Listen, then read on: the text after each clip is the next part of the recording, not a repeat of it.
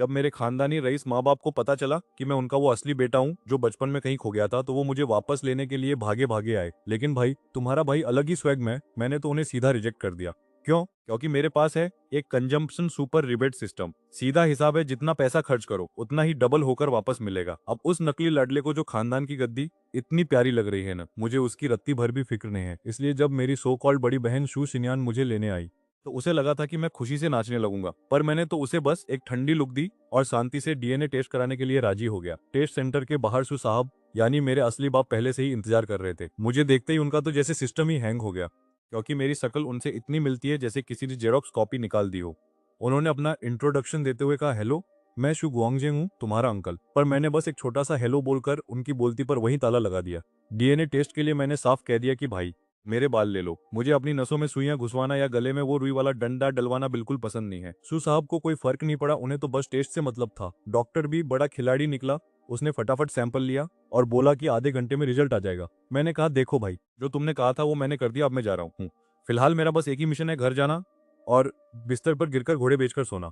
शू साहब ने मुझे पीछे से आवाज देने की कोशिश की, पर उनकी बेटी शिन्यान ने उनका रास्ता रोक लिया। वो बोली, पापा, नियन भाई अभी थोड़ा नर्वस है, आप उसे बस एक छोटा बच्चा समझकर माफ कर दो। एक बार डीएनए रिजल्ट आ जाने दीजिए, फिर देखते हैं। शिन्यान को लग रहा है कि जैसी रिपोर्ट आएगी और ये साबित होगा कि मैं शू खानदान का ही खून हूँ, तो मैं पूछ हिलाते हुए वापस उनके पास दौड़ा चला आऊंगा। देखो भाई, ये अमीर घरानों का ड्रामा तो कभी खत्म ही नहीं होता। बूढ़े को लग रहा है कि शू फैमिली जो ऐशो आराम उस शू चियान को दे सकती है, वो मैं 7 जन्मों में भी नहीं कमा पाऊंगा। अब ये महान पिताजी सोच रहे हैं कि जब तक टेस्ट का रिजल्ट ना आ जाए, मम्मी और छोटे भाई को कुछ न बताया जाए। उनकी बीवी ने चियान को अपनी आंखों का तारा बनाकर रखा है। अब अगर उसे अचानक पता चला कि उसका लाडला बेटा असल में उसका है ही नहीं, तो भाई साहब, मम्मी जी का तो सिस्टम ही हैंग हो जाएगा। आखिर 21 साल तक पाल पोस कर बड़ा किया है, कोई नेटफ्लिक्स का सब्सक्रिप्शन नहीं है जो एक झटके में कैंसिल कर दे। पर असली मजा देखो, ये अंकल जी अकेले ही ख्याली पुलाव पका रहे हैं कि हम दोनों भाई हम साथ साथ हैं वाले प्रेम और राहुल की तरह शांति से रहेंगे। अरे चाचा, पहले मुझसे तो पूछ लो कि मुझे तुम्हारे उस घर में वापस आना भी है या नहीं। और वो चियान, क्या वो इतनी आसानी से अपनी गद्दी छोड़ देगा? खैर, इन लोगों के इमोशनल कचरे से दूर मैं तो हॉस्पिटल से निकला और सीधे टैक्सी पकड़कर अपने किराए के कमरे पर आ गया। मकान मालिक दादी को फोन करके साफ बोल दिया कि नमस्ते आंटी, अगले महीने से मैं यहाँ नहीं रहने वाला, अपना कमरा किसी और को दे देना। फिर क्या, किचन में जाकर अपने लिए डिनर बनाया, खाया पिया और घोड़े बेचकर सो गया, क्योंकि अगले दिन फिर से ऑफिस की गुलामी जो करनी थी। लेकिन भाई, मेरी किस्मत तो जैसे फुल ऑन एक्शन मोड में थी। सुबह 6 बजे मेरी नींद किसी अलार्म से नहीं, बल्कि सिस्टम के जोरदार धमाके से खुली। नया मिशन मिला है कि आज रात 12 बजे से पहले पूरे 40 लाख रुपए उड़ाने। रिवॉर्ड अभी लॉक है, पर भाई 40 लाख, लगता है आज जरा दिल खोलकर शॉपिंग करनी पड़ेगी। फटाफट घर पर नाश्ता निपटाया और निकल पड़ा मेट्रो स्टेशन की तरफ। भाई साहब, सुबह की मेट्रो की भीड़ देखकर तो अच्छे अच्छों के पसीने छूट जाएं। भीड़ ऐसी थी कि जैसे पूरे शहर की जनता एक ही डिब्बे में घुसने की कसम खाकर आई हो। मैं तो उस भीड़ में ऐसे फंसा जैसे दो ब्रेड के बीच में आलू की टिक्की। स्टेशन से बाहर निकलते वक्त ऐसा लग रहा था कि मैं इंसान नहीं, बल्कि पिसा हुआ पापड़ बन चुका हूँ। खैर, चैन की सांस ली और अपनी कंपनी की उस ऊंची बिल्डिंग की तरफ कदम बढ़े। लिफ्ट पकड़कर 20वीं मंजिल पर पहुंचा, कार्ड स्वाइप किया और शुरू हो गई वही घिसी पिटी ऑफिस वाली जिंदगी। मैं अभी अपनी कुर्सी पर बैठा ही था कि तभी तो मैं अपनी सीट पर बैठा ही था कि तभी कंपनी का जनरल मैनेजर अचानक हमारे डिपार्टमेंट के दरवाजे पर प्रकट हो गया। बोला, सुनियान भाई, जरा मेरे केबिन में आओ। अब मेरे चेहरे पर तो भाई बड़े बड़े क्वेश्चन मार्क छप गए। मैंने बगल में बैठी ली इनकी तरफ देखा, पर उसे भी कुछ नहीं पता था। अब भाई, बॉस ने बुलाया है तो जाना तो पड़ेगा ही, वरना अगले महीने की ईएमआई कैसे भरेगी। मैं मैनेजर के केबिन के बाहर पहुंचा, दरवाजा खटखटाया और अंदर घुस गया। लेकिन वहां का नजारा देखकर मेरे होश उड़ गए। केबिन में जनरल मैनेजर तो कहीं थे ही नहीं, बल्कि वहां सोफे पर टांग चढ़ाकर शू शिंगान बैठा हुआ था। समझ गया भाई, इस रईसजादे ने जनरल मैनेजर के नाम का इस्तेमाल करके मुझे यहाँ जाल बिछाकर बुलाया है। उसने बिना कोई टाइम खराब किए मेरी तरफ एक फाइल का पैकेट फेंका। मुझे पहले से ही पता था कि इस लिफाफे में क्या है, मेरे और उसके बाप का डीएनए टेस्ट। मैंने उसे खोला और देखा तो वही हुआ। बाप बेटे का रिश्ता होने की संभावना पूरे 99.9% थी।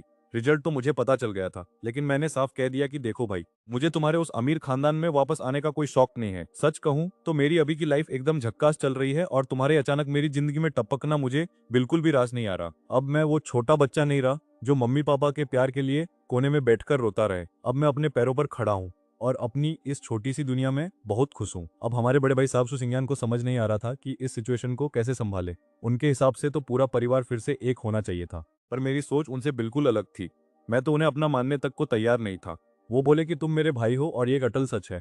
इसलिए अपना ये ड्रामा बंद करो और चुपचाप मेरे साथ घर चलो। भाई साहब को लगा था कि मैं उनके पीछे पूंछ हिलाते हुए आ जाऊंगा। वैसे तो वो मेरे पुराने हालातों के बारे में सोचकर दुखी थे, लेकिन आखिर वो ठहरे सु ग्रुप के वारिस, जिन्हें हमेशा ऊपर बैठकर हुक्म चलाने की आदत है। उनकी डिक्शनरी में शायद ना शब्द था ही नहीं। इसलिए जब मैंने उन्हें मना किया तो उन्हें पहली बार अपनी लाइफ में कुछ नया और थोड़ा टेढ़ा एक्सपीरियंस करने को मिल रहा था। दूसरी बार फिर से वही ड्रामा। भाई सच कहूं तो मैं उस सुशिन यान के नखरों से बिल्कुल पक चुका था। उसने मुझे मना करने का मौका तक नहीं दिया और अपनी बात कहकर जनरल मैनेजर के ऑफिस से चलती बनी। मैं भी कौन सा वहां उसकी आरती उतारने रुकने वाला था। तुरंत ऑफिस से बाहर निकला और अपनी सीट पर आकर काम निपटाने लगा। जैसे तैसे ऑफिस का टाइम खत्म हुआ। मैंने बिल्डिंग के बाहर ली को टाटा बाय बाय बोला और सीधा भागा कंपनी के सामने वाले जिंग शेंग मॉल की तरफ। अब देखो भाई, आम लोग सीधा लग्जरी फ्लोर पर भागते हैं, पर अपना स्टाइल अलग है। मैं सीधा गया 12वीं मंजिल के फूड कोर्ट में। भाई, पैसा जेब में हो तो चाल अपने आप बदल जाती है। ऐसा लगता है जैसे पूरा मॉल अपने बाप का है। मैंने एक बढ़िया सा दिखने वाला फैमिली रेस्टोरेंट चुना और खाना आते ही शुरू हुआ वही पुराना चोचला, यानी पहले कैमरे को खिलाओ फिर खुद खाओ। भाई, जब तक सोशल मीडिया पर 9 फोटो वाला ग्रिड पोस्ट न हो जाए तब तक खाना हजम नहीं होता। कायदे से फोटो खींचने के बाद मैंने पेट पूजा शुरू की। पेट भर के हॉट पॉट खाने के बाद मैं सीधा पहुंचा लग्जरी फ्लोर पर। कल मैंने टिफनी के गहने और अरमेस का बैग खरीदा था, तो आज बारी थी तीसरी दुकान यानी कार्टियर की। वहां की सेल्स वाली लड़कियों के बीच तो मेरे चर्चे पहले से ही गर्म थे। उनके गॉसिप वाले व्हाट्सएप ग्रुप में खबर फैल चुकी थी कि एक लो प्रोफाइल रईस आया है जो कल दूसरी दुकानों में लाखों लुटा गया था। उन बेचारियों को लगा था कि ये जैकपॉट उनके हाथ से निकल गया और घड़ी वाली दुकान ने बाजी मार ली। पर जब मुझे दोबारा वहां देखा तो उनकी तो जैसे लॉटरी लग गई। मैं बिल्कुल सादा बनकर गया था। कलाई पर बस वही 3000 वाला अरमेस का ब्रेसलेट था, पर मेरा रहस्यमयी स्वैग देखकर ही वो समझ गई थी कि ये वही बंदा है जिसने कल 10 मिनट के अंदर 2 घड़ियां खरीदी थी जिनकी कीमत 10 लाख के आसपास थी। वहां सियाओ छिंग नाम की एक सेल्स गर्ल तुरंत लपक कर मेरे पास आई और मक्खन लगाते हुए बोली, नमस्ते सर, कार्टियर में आपका स्वागत है। मैंने बस धीरे से सिर हिलाया और उसे फालतू की बकवास करने से मना कर दिया, क्योंकि मुझे खुद अपनी आंखों से देखना था कि इस बार मर्दों के लिए क्या क्या माल आया है। ये हैंड बैग देखने में तो काफी कड़क लग रहा है। मुझे वैसी चीजें पसंद है जो सिंपल और क्लासी हो, ना कि वो जिनमें बड़े बड़े लोगो चिपके हों और चिल्ला चिल्ला कर कहें कि मैं अमीर हूँ। ये वाला एकदम सही है। बेचारी सेल्स गर्ल शाओ छिंग का चेहरा थोड़ा उतर गया, क्योंकि इस बैग की कीमत 10,000 से भी कम थी। उसे लगा शायद उसका कमीशन कम हो जाएगा, पर फिर उसे याद आया कि कल मैंने शोरूम में क्या तबाही मचाई थी, तो वो तुरंत अपनी फॉर्म में आ गई और मक्खन लगाते हुए बैग निकाल लाई। बोली, सर आपकी चॉइस तो एकदम झकास है। ये प्योर लेदर है और इसकी चैन भी आप अपनी मर्जी से निकाल सकते हैं। मैंने कहा, ज्यादा ज्ञान मत पेल, बस इसे पैक कर दे। फिर मेरी नजर एक अंगूठी पर पड़ी, लव सीरीज की रोज गोल्ड डायमंड रिंग। इसकी कीमत थी 4,40,000। बैग के 10,000 मिलाकर कुल बिल बना 4.5 लाख। अब शाओ छिन की तो बांछें खिल गईं। उसे समझ आ गया कि ये बंदा ऊपर से भले ही शांत दिख रहा हो, पर अंदर से तगड़ा मालदार है। कार्टियर का काम तमाम करके मैं सीधा पहुंचा एलवी के शोरूम। वहां के नए कपड़े तो मुझे कुछ खास नहीं लगे, जैसे किसी ने पुराने पर्दे सिल दिए हों, पर वहां मुझे एक गोल्ड बॉल वाला मिनी बैग दिख गया जिसका डिजाइन एकदम यूनिक था। मेरी किस्मत देखो, दुकान में आखिरी पीस बचा था जिसे मैंने तुरंत लपक लिया। पर मुझे लगा कि यार पैसे उस रफ्तार से खर्च नहीं हो रहे जैसा मैं चाहता हूँ, तो मैंने सोचा क्यों ना अपनी इस नसीली शक्ल को थोड़ा और चमकाया जाए। आखिर अमीर होने के बाद एक हैंडसम बॉय दिखना भी तो जरूरी है ना। मैंने मॉल में महंगे ब्रांड्स ढूंढना शुरू किया और कई सारे फेस मास्क और स्किन केयर सेट्स की झड़ी लगा दी ताकि खुद को थोड़ा पैम्पर कर सकूं। अभी मेरी शॉपिंग खत्म ही हुई थी कि तभी मेरे फोन की घंटी बजी। कोई अनजान नंबर था। मुझे लगा शायद फिर से कोई स्कैम कॉल होगा जो पूछेगा कि सर क्या आपको लोन चाहिए, पर तभी सिस्टम का नोटिफिकेशन आया कि मेरा शॉपिंग वाला टास्क पूरा हो चुका है। लो भाई, सिस्टम ने तो छप्पर फाड़ के दे दिया। मिशन रिवॉर्ड में 3 गुना बोनस मिला है और सीधा 1,20,00,000 मेरे बैंक अकाउंट में टपक गए। साथ ही डिंगसी बिल्डिंग के मालिकाना हक के कागज भी सिस्टम बैग में आ गए हैं। क्या ये वही डिंगसी बिल्डिंग है जो मैं सोच रहा हूँ? कसम से अब तो सबर नहीं हो रहा, जल्दी से उन पेपर्स को देखना है। मैंने फटाफट एक टैक्सी रोई ड्राइवर को सीधा शिन्यूफू चलने को कहा। अभी टैक्सी में बैठा ही था कि फिर से फोन बजने लगा, वही नंबर जिसे मैंने अभी इग्नोर किया था। थोड़ी देर सोचा और फिर कॉल उठा लिया। उधर से आवाज आई, मैं सुशिन्यान बोल रही हूँ। नाम सुनते ही मेरा माथा ठनक गया। भाई, मैं कोई उनके खानदान का पाला हुआ नौकर नहीं हूँ जो जब भी ये लोग बुलाएं और मैं नाचने लगूं। उसका मूड खराब है तो इसमें मेरी क्या गलती? क्या मैं कोई डॉक्टर या थेरेपिस्ट हूँ जो उसका नखरा झेलूं? मैंने सीधा फोन काट दिया और उसे ब्लॉक लिस्ट की सैर पर भेज दिया। शांति। उधर कांगड़े हॉस्पिटल में सू सिन्यान के कमरे के बाहर अलग ही ड्रामा चल रहा था। फोन पर आई उस लड़के की भारी आवाज सुनकर उसे समझ आ गया कि उसे ब्लॉक कर दिया गया है। उसका बाप सू फू वहीं खड़ा था और बड़ी उम्मीद से पूछने लगा कि वो कब तक पहुंच रहा है। सू सिन्यान के होंठ कांपने लगे और आखिरकार उसने सच उगल ही दिया कि वो नहीं आएगा और उसने मेरा नंबर भी ब्लॉक कर दिया है। अब भला कब तक इस कड़वे सच को छुपाती? सच कहूं तो उस बाप को अपने उस बेटे के लिए रत्ती भर भी प्यार नहीं था, जिससे वो कभी मिला तक नहीं था। और जब उसने सुना कि बेटे ने आने से साफ मना कर दिया है, तो भाई साहब, बाप की नजरों में मेरी इज्जत जमीन के भी नीचे धंस गई। उधर शिव सिंह भी चुपचाप खड़ी रही। शायद वो भी सोच रही होगी कि अब जो है सो है। आखिर वो मुझे जबरदस्ती रस्सी से बांधकर तो ले जाने से रही। खैर, इन ड्रामों को पीछे छोड़कर मैं टैक्सी पकड़कर अपने आलीशान ठिकाने यानी शिन्यू हुआफू पहुंच गया। और भाई, अमीर होने का असली मजा तो तब आया जब एलवी स्टोर के कर्मचारी मेरा सारा खरीदा हुआ माल लेकर खुद मेरे घर हाजिर हो गए। जैसे ही वो सेल्स वाले वहां से रफू चक्कर हुए, मैंने चैन की सांस ली और अपना सिस्टम बैकपैक खोला। वहां रखे प्रॉपर्टी पेपर्स को मैंने ऐसे निहारा जैसे कोई गरीब लॉटरी का टिकट देख रहा हो। पेपर्स को वापस ठिकाने लगाकर जैसे ही मैंने अपने फोन की स्क्रीन पर आज का टास्क देखा, मेरी आंखों के सामने अंधेरा छा गया। सिस्टम ने हुक्म दिया था कि आज रात 12 बजे से पहले पूरे 60 लाख उड़ाने हैं, और वो भी डीजिन ऑटो सिटी में जाकर। मतलब भाई पैसा है या हाथ का मैल जो खत्म होने का नाम ही नहीं ले रहा। और इस बार रिवॉर्ड में मिलने वाला था जनरेशन 3 का अनलॉक। अब ये क्या भला है, ये तो सिस्टम बाबू ही जाने। लेकिन एक बड़ा पंगा था, ये ऑटो सिटी शहर के एकदम कोने में यानी देहाती इलाके में थी। अब अगर ये टास्क पूरा करना है तो ऑफिस से छुट्टी लेनी पड़ेगी। परसों ही तो एक दिन की छुट्टी मारी थी। अब अगर आज फिर से छुट्टी मांगी तो मेरा वो खड़ू सुपरवाइजर मेरी आरती तो उतारेगा नहीं। मैंने सोचा चलो भाड़ में जाए सब, फिलहाल सुबह ऑफिस चलते हैं और दोपहर में कोई ना कोई जुगाड़ बिठा लेंगे। मैं फुर्ती से बिस्तर से उठा, ब्रश किया, मुंह धोया और बढ़िया से कपड़े पहनकर टिप टॉप तैयार हो गया। नए घर से डिंगसी बिल्डिंग जाने के लिए मैंने टैक्सी पकड़ी। जैसे ही मैंने बिल्डिंग के रिसेप्शन हॉल में कदम रखा, मुझे किसी के चिल्लाने की बड़ी उत्तेजित सी आवाज सुनाई दी। कोई पागलों की तरह चीख रहा था और तेज भागते हुए कदमों की आवाज मेरी तरफ बढ़ती जा रही थी। अरे ये देखो, ये तो डिंगसी बिल्डिंग का प्रॉपर्टी मैनेजर वांग दाफू है। भाई साहब का पेट देख रहे हो, ऐसा लग रहा है जैसे 3 महीने से प्रेग्नेंट हो और बड़ी मुश्किल से मेरी तरफ भागे चले आ रहे हैं। मैंने अपनी आंखें सिकोड़ी और मुझे अचानक याद आया, अरे हाँ, अब तो मैं इस पूरी बिल्डिंग का अकेला मालिक हूं ना। तो ये गोलू मोलू तो मेरे पीछे आएगा ही। मैंने पूछा, और वांग भाई सुबह सुबह क्या हालचाल, कोई जरूरी काम है क्या? अब ये बंदा मैनेजर की कुर्सी पर ऐसे ही नहीं बैठा। लोगों की शक्ल और हाव भाव पढ़ना इसे अच्छे से आता है। इसे तुरंत समझ आ गया कि मैं सबके सामने अपनी रईसी का ढिंढोरा नहीं पीटना चाहता। अमीरों के भी क्या अजीब चोचले होते हैं ना, लो प्रोफाइल रहने का छोटा सा गेम। खैर वो फौरन समझ गया और बात पलटते हुए बोला, वो साहिब, मेरी छोटी भतीजी को ट्यूशन पढ़ाने वाली बात का क्या हुआ? आपने कहा था ना कि आप अपने किसी क्लासमेट से पूछेंगे कि कोई होम ट्यूशन पढ़ाना चाहता है या नहीं। मैंने उसे शाबाश बेटे वाली नजरों से देखा और कहा, हाँ हाँ वांग जी बिल्कुल, आप मुझे व्हाट्सएप पर ऐड कर लो, मैं आपको अपने जूनियर्स के नंबर भेज दूंगा। मैंने अपना क्यूआर कोड उसके सामने किया और उसने बड़ी इज्जत से अपना फोन निकालकर उसे स्कैन किया। मैंने कहा, वांग जी अब बाकी बातें व्हाट्सएप पर ही होंगी। उसने भी सर हिलाया और मैं अपनी नौकरी की नौटंकी करने के लिए निकल पड़ा। बातचीत में 10 मिनट तो वैसे ही फुस हो गए थे। अब अगर और देर की तो साला ऑफिस में लेट होने पर बायोमेट्रिक पंचिंग मेरी बैंड बजा देगी। मैं सीधा स्टाफ लिफ्ट में घुसा और 20वीं मंजिल पर पहुंच गया। ऑफिस के एरिया में घुसते ही मैंने रास्ते में मिलने वाले हर इंसान को फॉर्मेलिटी वाली नमस्ते की और अपनी सीट पर जाकर बैठ गया। मेरी सीनियर लीग ने बड़े जान पहचान वाले अंदाज में मुझे ग्रीट किया। मैं अभी बैठा ही था कि तभी मेरे फोन पर वांग दाफू का मैसेज टपक पड़ा, जिसमें डिंगसी बिल्डिंग की बड़ी। अब यार ये बिल्डिंग के खर्चे और किराएदारों की लिस्ट तो देखो। कुछ नमूने किराएदारों को भारी डिस्काउंट मिल रहा है तो किसी को रेंट लेट देने की छूट। पुराने मालिक के साथ इनका जरूर कोई खास रिश्ता होगा, पर मेरे यहाँ ये भाईचारा और प्यार मोहब्बत नहीं चलने वाला। मैंने तुरंत वंग दाफू को मैसेज पेल दिया कि इस महीने तीसरी तिमाही का किराया 1-1 रुपए के हिसाब से कॉन्ट्रैक्ट के मुताबिक टाइम पर चाहिए। जो ज्यादा शाना बने या नखरे दिखाए उसका एग्रीमेंट खत्म करो और लात मारकर नया किराएदार ढूंढो। बेचारा वांग दाफू पहले इन रासुकदारों के सामने भीगी बिल्ली बना फिरता था, पर अब सीन बदल चुका है। अब पूरी डिंगसी बिल्डिंग मेरे अकेले के नाम पर है और वो मेरा राइट हैंड यानी मेरा वजीर है। जो पहले इन लोगों के सामने नौकर की तरह झुकता था, अब वो शेर बनकर सबकी बजाएगा। वांग दाफू ने फटाफट सबको ग्रुप मैसेज भेजकर उनकी खुशियां छीन ली और इधर मैं अपने बोरिंग ऑफिस वाले मोड में वापस आ गया। दोपहर तक काम निपटाने के बाद मैं अपनी छुट्टी की अर्जी लेकर सुपरवाइजर के केबिन में घुस गया। वो मुझे देखकर ऐसे शक्ल बनाने लगा जैसे मैंने उसकी किडनी मांग ली हो और बोला, अरे शाओ भाई, तुम तो आए दिन गायब रहते हो। अभी परसों ही तो एक दिन की छुट्टी दी थी, अब फिर आधे दिन की छुट्टी चाहिए। ऊपर वाले लीडर्स पूछेंगे तो मैं क्या जवाब दूंगा?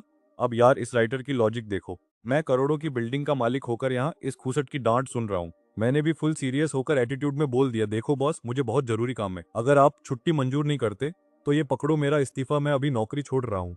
मैनेजर को लगा कि मैं शायद मजाक कर रहा हूँ, पर जब उसने मेरी आंखों में वो भाड़ में जाए तुम्हारी नौकरी वाली सीरियसनेस देखी तो समझ गया कि लौंडा पूरी तैयारी के साथ आया है। उसने कहा, देख भाई, मैं तेरी अर्जी तो मंजूर कर रहा हूँ, पर एक बार फिर से सोच ले, हमारी कंपनी में जो सैलरी और सुविधाएं मिलती हैं वैसी पूरी इंडस्ट्री में कहीं नहीं मिलेंगी। अगर तूने अभी छोड़ दिया तो बाद में पछताएगा। अब उसे क्या पता कि मेरे पास इससे बड़े प्लान्स हैं। खैर मैनेजर साहब साइन करते करते भी मुझे पट्टी पढ़ा रहे थे, क्योंकि मेरे जैसा टैलेंटेड और ताबड़तोड़ काम करने वाला इंटर्न उन्हें ढूंढे से भी नहीं मिलता। कायदे से तो मुझे ही सबसे पहले परमानेंट नौकरी मिलने वाली थी। मैंने बस मुस्कुरा छुट्टी का पेपर लिया और ज्यादा बहस न कर ऑफिस से बाहर निकल गया।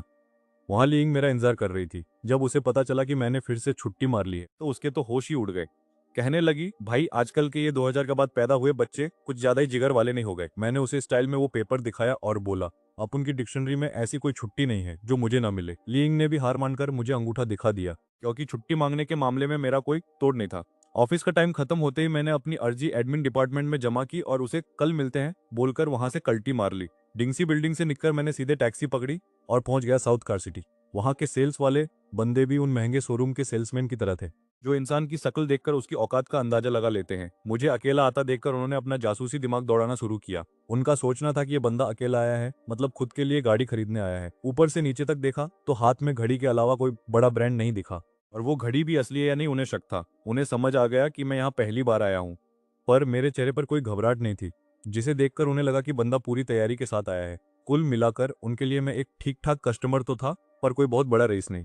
तो भाई, जैसे हमारे यहाँ कहते हैं कि भूखे को सूखी रोटी भी पनीर टिक्का लगती है, वैसे ही यहाँ सेल्समैनों का हाल था। एक बंदा जिसका नाम लीची था, वो लपक कर हीरो के पास आया और बोला, सर मैं फॉक्सवैगन का सेल्समैन हूँ, बताइए कौन सी गाड़ी देखनी है। अब अपने हीरो ने भी फुल टशन में बोल दिया, भाई इस ब्रांड में कोई ऐसी गाड़ी है क्या जो सच में महंगी हो? मुझे तो यहाँ सब सस्ता माल लग रहा है। ये सुनकर लीची के तो जैसे तोते ही उड़ गए। उसे लगा भाई ये बंदा या तो अंबानी का खोया हुआ बेटा है या फिर पागल खाने से भागा है। खैर, सेल्समैन था तो पलटी मारने में उस्ताद निकला। उसने तुरंत पूछा, अच्छा सर, तो फिर अपना बजट बता दीजिए, मैं आपको किसी और तगड़े ब्रांड के पास ले चलता हूँ। बेचारा लीची खुद तो गाड़ी नहीं बेच पा रहा था, पर उसने सोचा कि चलो कम से कम दलाली ही खा लेते हैं। अब इस शोरूम वाली दुनिया का एक गंदा राज सुनो, अगर एक ब्रांड का सेल्समैन दूसरे ब्रांड वाले को कस्टमर देता है तो उसे सेल का 0.5% कमीशन मिलता है।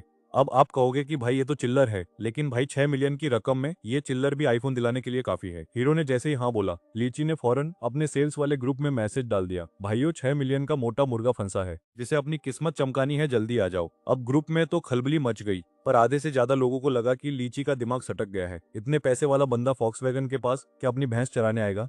लीची को इस रिएक्शन की उम्मीद पहले से थी, क्योंकि भाई सेल्स की दुनिया में भी कुछ अतरंगी नमूने भरे पड़े होते हैं। तभी वहां वही जवान लड़का आया जिसे अभी थोड़ी देर पहले रॉल्स रॉयस वाले शोरूम से बाहर का रास्ता दिखाया गया था। बेचारा अभी नया नया था, इसलिए बाकी पुराने पापी सेल्समैनों ने उसे आगे कर दिया। उन्हें लगा कि लीची सबको चूना लगा रहा है और ये 6 मिलियन वाली बात सिर्फ एक फालतू का प्रैंक है। यार, ये बड़े शोरूम वाले भी ना शक्ल देख के औकात नापते हैं। जैसे ही हमारे हीरो को देखा, सारे पुराने सेल्समैन पतली गली से निकल लिए और बेचारे एक इंटर्न को आगे कर दिया। वैसे ये कोई पहली बार नहीं था, क्योंकि शोरूम के इन बड़े भेड़ियों ने नियम बना रखा है कि इंटर्न के पास वैसे भी कोई पावर नहीं होती। अब हमारी बेचारी इंटर्न ली, जो यहाँ अपनी किस्मत आजमा रही है, वो बड़े अदब से रोल्स रॉयस वाली तमीज दिखाने लगी। वो बोली, सर आपके बजट में हमारे पास बहुत सी धांसू गाड़ियां हैं। पर अपना हीरो ली की सीधा मुद्दे पर आया। वो बोला, देख भाई, मुझे ब्रांड ब्रांड से घंटा फर्क नहीं पड़ता, बस मेरे ये 60 लाख रुपए कहीं ठिकाने लग जाए वही बहुत है। चलो दिखाओ क्या माल है। अब ली को वैसे तो इस डील पर जरा भी भरोसा नहीं था, उसे तो बस बलि का बकरा बनाकर आगे कर दिया गया था। पर एक वजह यह भी थी कि लीकी ने पहले उसके साथ थोड़ी इंसानियत दिखाई थी, तो वो भी नहीं चाहती थी कि हीरो यहाँ सबके सामने बेइज्जत हो। लेकिन जैसे ही उसने सुना कि भाई का बजट 60 लाख है, कसम से उसके तो फ्यूज ही उड़ गए। उसे लगा शायद ये कोई छुपा रुस्तम रईस निकला। उसने झेपते हुए पूछा, सर आपको किस टाइप की गाड़ी में इंटरेस्ट है? वैसे हमारी गाड़ियां ज्यादातर बिजनेस क्लास वाली होती हैं, मतलब पावर और स्पीड तो एकदम सुपर कार वाली है, पर लुक एकदम प्रोफेशनल सेठों वाला है। वैसे भी रोल्स रॉयस ज्यादातर वही अमीर बुड्ढे खरीदते हैं जिनकी उम्र हो चुकी है। हीरो ने अपना सिर खुजलाते हुए कहा, अरे भाई, अभी तो बताया कि 60 लाख का बजट है, अब तू ही कुछ बढ़िया सा सजेस्ट कर दे, क्योंकि मुझे इन महंगी गाड़ियों का एबीसीडी भी नहीं पता। वो उसे कुलीनान वाले सेक्शन में ले गई और बोली, अगर आपको चलाकर देखनी हो तो मैं टेस्ट ड्राइव के लिए आपका नाम लिख सकती हूँ। कुलीनान को देखकर हीरो ने पूछा, क्या इससे कुछ छोटी गाड़ी मिल सकती है? क्योंकि भाई इस बात में कोई शक नहीं कि कुलीनान वाकई काफी बड़ी और भारी भरकम चीज है, जिसे संभालना हर किसी के बस की बात। वैसे तो दुनिया के हर लौंडे को बड़ी गाड़ियां पसंद होती हैं, पर भाई अपना सीन थोड़ा अलग है। मैंने ली को साफ बोल दिया कि मैं एकदम अकेला हूँ, कुंवारा हूँ, तो इतनी बड़ी गाड़ी का अचार डालूंगा क्या? मुझे कुछ छोटा और सेक्सी दिखाओ। मेरी बात सुनकर वो मुझे रेत के पास ले गई। भाई साहब, वो गाड़ी क्या थी? साक्षात काला जादू। उसकी चमक और वो कतई जहर कर्व्स देखकर तो मेरी आंखों में दिल बन गए। ली भी बड़ी खिलाड़ी निकली। मेरा चेहरा देखकर समझ गई कि मछली जाल में फंस चुकी है। मैंने सीधे मुद्दे की बात छेड़ी कि भाई इसका ऑन रोड प्राइस क्या पड़ेगा, और अगर अभी पेपर साइन करूं तो ये गाड़ी मेरे घर के बाहर कब तक खड़ी होगी। साथ ही मैंने ये भी पूछ लिया कि ये नंबर प्लेट और इंश्योरेंस वाला सारा झमेला तुम लोग ही पालोगे ना, क्योंकि भाई इस शहर में गाड़ी की नंबर प्लेट मिलना मतलब हिमालय पर चढ़ने जैसा मुश्किल काम है। ली ने बताया कि प्राइस तो मेरे चुने हुए फीचर्स पर डिपेंड करेगा, पर बाकी सारा कागजी काम वो खुद संभाल लेंगे। बस एक दिक्कत थी, गाड़ी ऑर्डर पर बनती है तो कम से कम आधा महीना तो लगेगा ही। मैंने कहा चलो ठीक है, इतना तो वेट कर ही लेंगे। मैंने बिना किसी नखरे के बोल दिया कि भाई डन करो, मैं फुल पेमेंट कर रहा हूँ। मेरी ये फुर्ती देखकर तो ली के होश ही उड़ गए। बेचारी को यकीन ही नहीं हुआ कि कोई इतना अमीर हो सकता है। उसने मुझे सोफे पर बिठाया, पानी पिलाया और खुद पागलों की तरह कॉन्ट्रैक्ट लेने भाग गई। अभी मैं शांति से पानी पी ही रहा था कि एक नया नमूना वहां टपक पड़ा। खुद को शोरूम का टॉप सेल्समैन वांग जियान बता रहा था। कहने लगा कि ली ई अभी बिजी है तो अब से वो मुझे सर्व करेगा। मैंने पानी का घूंट भरा और मन ही मन बोला, बेटा ये जो तुम दूसरों का क्लाइंट चुराने वाली सस्ती ट्रिक आजमा रहे हो ना, ये मेरे सामने नहीं चलेगी। मैंने सीधे उससे पूछा कि अगर तुम डील क्लोज करोगे तो इस सेल की मेहनत का फल यानी कमीशन किसे मिलेगा। तो देखो भाई, यहाँ वांग जियान नाम का ये शातिर सेल्समैन अपनी चिकनी चुपड़ी बातों से मुझे फंसाने की कोशिश कर रहा था। वो कहता है कि ली की कुछ पर्सनल दिक्कतें हैं इसलिए वो मुझे अटेंड नहीं कर सकता और उस बेचारे की गलती का हर्जाना तो उसे भरना ही होगा। मतलब भाई, इन लोगों को बस मोटा कमीशन दिख जाए फिर तो ये अपने बाप को भी बेच दे। मैंने साफ कह दिया कि भाई मुझे कोई जल्दी नहीं है, मैं इंतजार कर लूंगा। पर ये सेल्समैन भी ना, जहाँ पैसा देखते हैं वहां बिन बुलाए मेहमान की तरह टपक पड़ते हैं। वोंग जियान ने फौरन अपना बैग खोला और कॉन्ट्रैक्ट निकालकर मेरी तरफ बढ़ा दिया। मैं बस उसे चुपचाप घूरता रहा जिससे उसकी थोड़ी हालत पतली तो हो रही थी। पर पैसे की भूख बड़ी चीज है भाई। वो हार मानने को तैयार नहीं था। उसने अपना आखिरी पत्ता फेंका और बोला कि वो पुराना स्टाफ है इसलिए मुझे ली से भी ज्यादा डिस्काउंट दे सकता है। अब आम इंसान को लाखों की गाड़ी पर थोड़ा भी डिस्काउंट मिले तो वो खुशी के मारे नाचने लगेगा। पर उसे क्या पता कि उसका पाला इस दुनिया के सबसे अतरंगी रईस से पड़ा है। भाई मुझे डिस्काउंट की जरूरत ही नहीं है। अगर गाड़ी सस्ती हो गई तो मेरा पैसा उड़ाने वाला मिशन और मुश्किल हो जाएगा ना। ऑथर की लॉजिक की तो ऐसी तैसी, पर मुझे तो बस खर्चा करना है। काफी इंतजार के बाद अपना असली सेल्समैन ली वापस आया। बेचारा पसीने से लथपथ था। उसने आते ही माफी मांगते हुए कहा कि सुशाओ, मुझे माफ कर दीजिए। मैनेजर ने मुझे काम के बहाने रोक लिया था इसलिए आपको इंतजार करना पड़ा। अब मैनेजर की चालाकी तो मुझे समझ आ रही थी, पर इस बेचारे को कौन समझाए। मना करने का तो सवाल ही नहीं था। लेकिन जैसे ही ली ने मेरे बगल में खड़े वांग जियान को देखा, उसके चेहरे का रंग ऐसे उड़ गया जैसे बिरयानी में इलायची आ गई हो। उसने बड़े प्यार से पूछा, वांग भाई आप यहाँ क्या कर रहे हो? अब पूछ तो वो ऐसे रहा था जैसे उसे पता ही ना हो कि वांग यहाँ कमीशन की खुशबू सूंघ कर आए। वांग भी कम खिलाड़ी नहीं था। बोला, अरे वो सू भाई का ही थोड़ा टाइम पास कर दूं। अब तुम आ गए हो तो मैं यहाँ काफी देर से अकेले इंतजार कर रहे तो सोचा थोड़ा टाइम पास कर दूं। भाई को पता था कि मैं उसका क्लाइंट नहीं बनने वाला इसलिए वो वहां से खिसक लिया। मैंने सीधे मुद्दे की बात की और कहा, देखो भाई मेरे पास फालतू टाइम बर्बाद करने के लिए नहीं है। कॉन्ट्रैक्ट तैयार है तो लाओ, अभी साइन मारते हैं। असल में मेरे दिमाग में वो 6 मिलियन घूम रहे थे जो खत्म होने का नाम ही नहीं ले रहे। मैंने अभी इंटरनेट पर सर्च किया था कि लड़कों के लिए 1 मिलियन के आसपास कौन सी धांसू गाड़ी सही रहेगी और फिर सोचा कि इसके बाद सीधा पोर्से के शोरूम जाकर उसे भी लपेट लूंगा। ली एक कंपनी का, एक मेरा और एक वकीलों का। उसने कहा, सर देख लीजिए, कोई दिक्कत हो तो बता देना। जैसे ही मैंने कागज हाथ में पकड़े तभी मेरे दिमाग में सिस्टम की आवाज गूंजी। वो बोला, मालिक क्या मैं इस कॉन्ट्रैक्ट को स्कैन करूं? मैं भी पहली बार गाड़ी खरीद रहा था और मुझे डर था कि कहीं ये सेल्स वाले मुझे चूना न लगा दें। मुझे नहीं पता था कि मेरे सिस्टम में ये जासूसी वाला फीचर भी है। मैंने भी मन कहा, भाई बिल्कुल हो गया। स्कैन खत, कॉन्ट्रैक्ट एकदम साफ है, कोई झोल नहीं है, आप बेफिक्र होकर साइन पेल सकते हो। ये सुनकर मेरे चेहरे पर एक वाली मुस्कान आ गई। कम से कम अब मेरे चेहरे पर एक सातिर वाली मुस्कान आ गई। कम से कम अब मुझे इन लोगों से माथापच्ची नहीं करनी पड़ेगी। फिर मैंने अपने बैग से पेन निकाला और आखिरी पेज पर अपने शाही ऑटोग्राफ दे दिए। साथ ही अंगूठे का निशान भी लगा दिया ताकि बाद में ये लोग पलट न सकें। ली ने भी फटाफट एजेंट वाली जगह पर अपने साइन चिपका दिए। अब भाई मेरा मन अभी भरा नहीं है। मुझे 50 लाख के आसपास वाली एक और गाड़ी लेनी है क्योंकि आज का जो 60 लाख का खर्चा करने का टारगेट है उसमें अभी भी 5 लाख की कमी पड़ रही है। मतलब समझ रहे हो, आम इंसान संडे को धनिया फ्री में मांगता है और ये भाई 60 लाख उड़ाने का कोटा पूरा करने के लिए छटपटा रहा है। सेल्स वाली लड़की ली की तो सिट्टी पिट्टी गुम हो गई। उसने सोचा अभी अभी इस बंदे ने 55 लाख की रोल्स रॉयस का खरीदी है और अब इसे एक और गाड़ी चाहिए। हालांकि ये वाली गाड़ी पिछली वाली से 10 गुना सस्ती थी, पर उनके शोरूम के हिसाब से तो ये भी तगड़ा माल था। लड़की ने मक्खन लगाते हुए कहा, सर अगर आपको मर्दों वाली धाकड़ सवारी चाहिए तो मैं आपको पोर्श सजेस्ट करूंगी। उन्हें की गाड़ियां लड़कों को बड़ी कूल लगती हैं। वहां आपको काइन मिल जाएगी जो 10 लाख के बजट में एकदम फिट बैठेगी। ये सुनते ही मेरी आंखों में वैसी ही चमक आई जैसी फ्री के खाने को देखकर आते। मैंने 55 लाख वाला वो रोल्स रॉयस का कीमती कॉन्ट्रैक्ट ऐसे मोड़ा जैसे कोई रद्दी का कागज हो और उसे अपने बैग में ठूस कसे सीधे पोर्श के शोरूम की तरफ निकल पड़ा। अब देखो भाई, रईसी की खबर जंगल की आग से भी तेज फैलती है। रोल्स रॉयस वाली सेल्स टीम ने पहले ही अपने गुपचुप सेल्स वाले व्हाट्सएप ग्रुप में खबर फैला दी थी कि एक मोटा मुर्गा, मेरा मतलब है एक करोड़पति ग्राहक मार्केट में निकला है। तो जैसे ही मैंने पोर्स के शोरूम में कदम रखा, वहां की गोल्ड मेडलिस्ट सेल्स गर्ल लिलित ने मुझे ऐसे घेरा जैसे की मिठाई को घेरती है। उसकी आवाज में इतनी मिठास थी कि मुझे लगा कहीं मुझे सुनते सुनते ही शुगर ना हो जाए। वह बड़े प्यार से बोली, नमस्ते सर, मैं लिलित हूँ, आपकी क्या सेवा कर सकती हूँ? मैंने शोरूम के बीचों बीच खड़ी उस सफेद रंग की चमचमाती गाड़ी को देखा जो काफी क्लासी लग रही थी। मैंने उसकी तरफ इशारा करके पूछा, वो जो सफेद वाली खड़ी है वो कौन सी बला है? लिलित ने दांत दिखाते हुए कहा, सर आप बहुत पार की नजर वाले हैं, ये हमारी क्लासिक व्हाइट काइन है। सेल्स वाली लड़की चहकते हुए बोली, सर ये हमारी सबसे हॉट सेलिंग कार है। जवान लड़कों की तो ये पहली पसंद है। क्या आप टेस्ट ड्राइव लेना चाहेंगे? मैं अभी सेटिंग करवा देती हूँ। उसकी आंखों की चमक देखकर मुझे समझ आ गया कि उसे अपनी मोटी कमीशन की खुशबू आ गई है। वैसे इस गोल्डन व्हाइट मॉडल का लड़कों के बीच इतना क्रेज क्यों है, ये इसे पास से देखकर साफ पता चलता है। मैंने सीधे मुद्दे की बात की।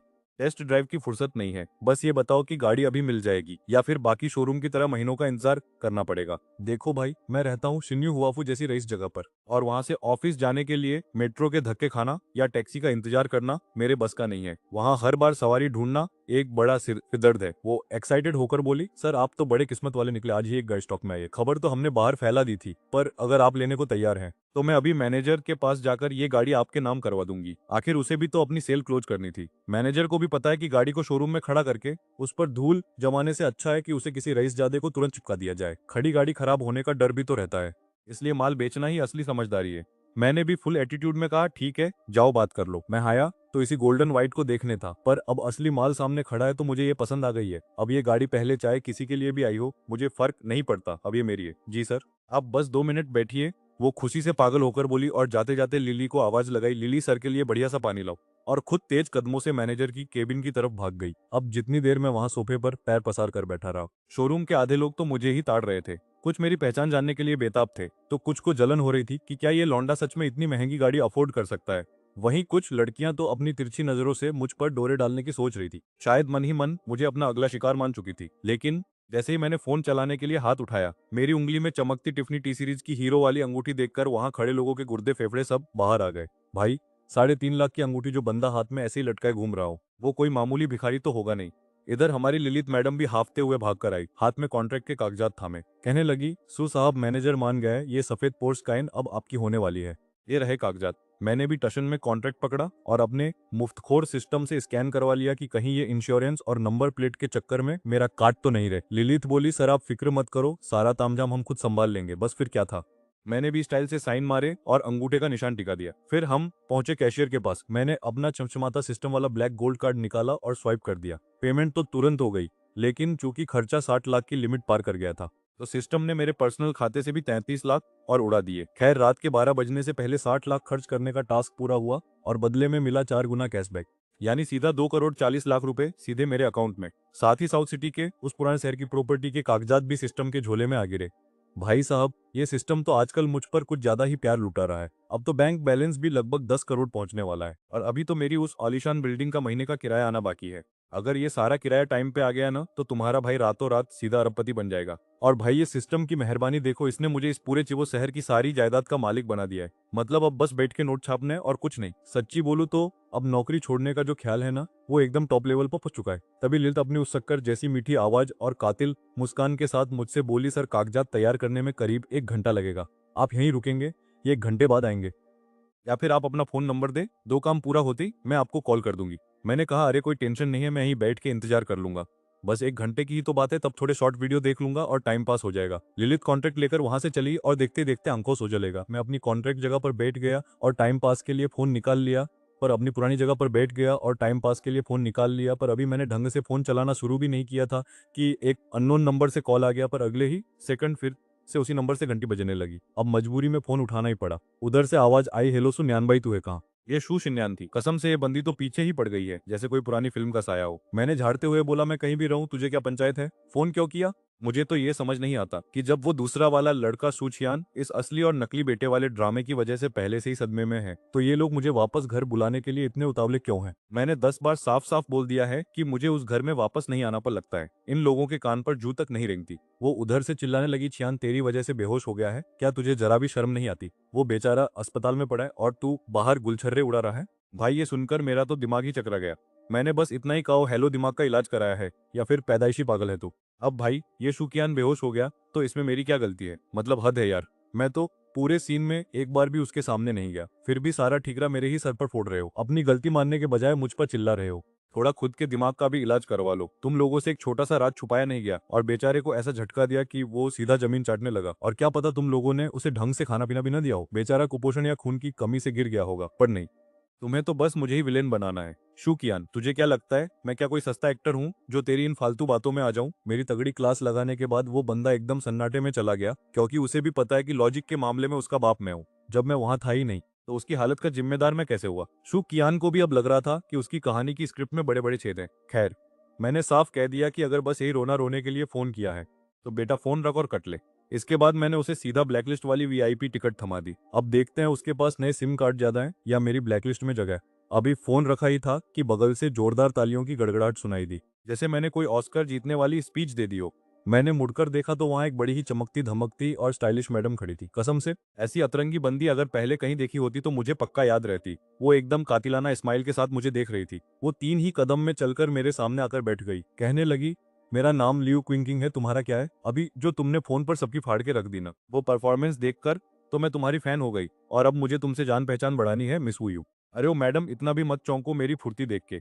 सालों तक जो मैंने दुनिया वालों के पिछवाड़े लाल किए हैं उसके आगे ये कुछ नहीं है। मुझ जैसे अनाथ को अगर दुनिया के इस जंगल में जिंदा बचकर निकलना है तो हाथ पैर तो मारने ही पड़ेंगे ना, वरना ऊपर वाला कभी का बुलावा भेज देता। तभी लियू किंग किंग अपना दांत चियारते हुए खुद का ही मजाक उड़ाए और पूछती है, वैसे तुम यहाँ गाड़ी खरीदने आए हो या? अरे यार, मैं भी कितनी पागल हूँ, शोरूम में लोग छोले भटूरे खाने तो आएंगे नहीं। वैसे तुमने कोई गाड़ी फाइनल की क्या?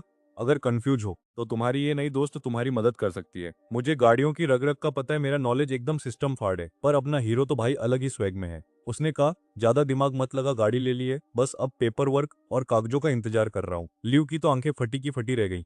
अरे वाह, कौन सी गाड़ी ली भाई? बताओ बताओ, मुझे भी नई गाड़ी लेनी है, पर समझ नहीं आ रहा क्या लूं। तुम्हारी पसंद देखकर मुझे भी थोड़ा आइडिया मिल जाएगा। मैं एकदम सीरियस चेहरा बना कहा, क्लासिक व्हाइट, और कसम से अगर मेरे चेहरे पर वो कमीनी वाली हंसी नहीं होती तो वो पक्का यकीन कर लेती। लियू बेचारी सकपा गई और बोली, अरे यार, क्लासिक व्हाइट वो तो ऑफिस वाले बोरिंग अंकल लोगों के लिए होती है, मुझ जैसी कूल लड़की पे वो बिल्कुल सूट नहीं करेगी। उसे भी बड़ा ताज्जुब हुआ कि ये बंदा जो अभी थोड़ी देर पहले ज्वालामुखी की तरह फट रहा था, उसने इतनी शरीफों वाली गाड़ी कैसे चुन ली। सच में दोस्तों, शक्ल पे मत जाना, ये बंदा क्या आइटम है किसी को नहीं पता। अब लियू को लगा कि गाड़ी वाली बात तो फुस हो गई, तो उसने नया जाल फेंका। सुनो, तुम्हारी गाड़ी के कागजात कब तक तैयार होंगे? आज रात को पहाड़ी रास्तों पर एक जबरदस्त रेसिंग होने वाली है।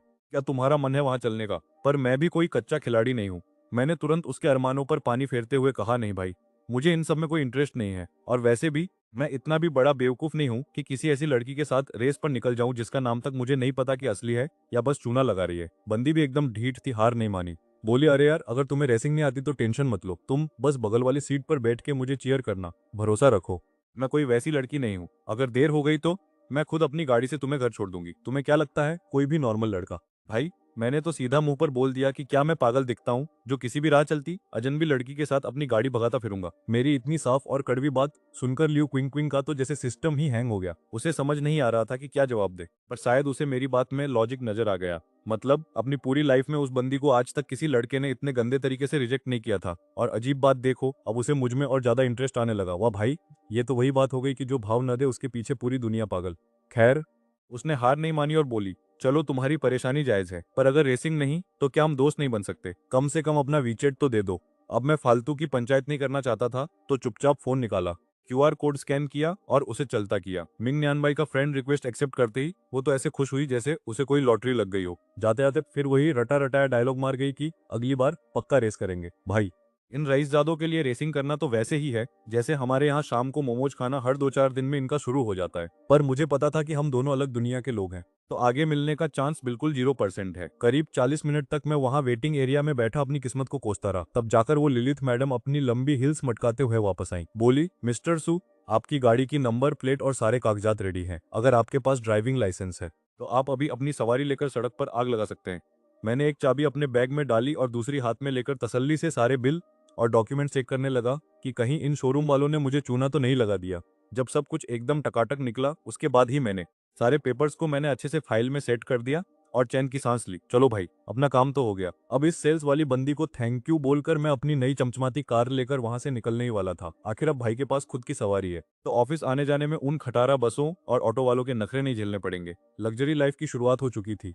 पर जैसे ही मैंने गाड़ी स्टार्ट करने की सोची, मेरे फोन की घंटी बज उठी। स्क्रीन पर एक अननोन नंबर चमक रहा था। कसम से मेरा दिमाग सीधा उस चिपकू शिंगान पर गया। मुझे लगा पक्का उस नमूने ने किसी का फोन मांगकर मुझे टॉर्चर करने के लिए कॉल किया होगा। मैंने फोन को तब तक बजने दिया जब तक वो खुद ही चुप नहीं हो गया। पास खड़ी लिलित ने भी उस नंबर को गौर से देखा। उसे शायद नंबर कुछ जाना पहचाना लगा, पर बेचारी सेल्स वाली लड़की थी तो अपनी चोंच बंधी रखी। जब दूसरी बार फोन बजा तब जाकर मैंने उसे उठाया। सामने से एक भारी आवाज आई, हेलो, क्या मेरी बात सुन्यान भाई जी से हो रही है? चलो शुक्र है ये उस शिंग्यान की मनहूस आवाज नहीं थी, वरना मैं वही फोन फोड़ देता। फोन पर कोई वो युतंग था।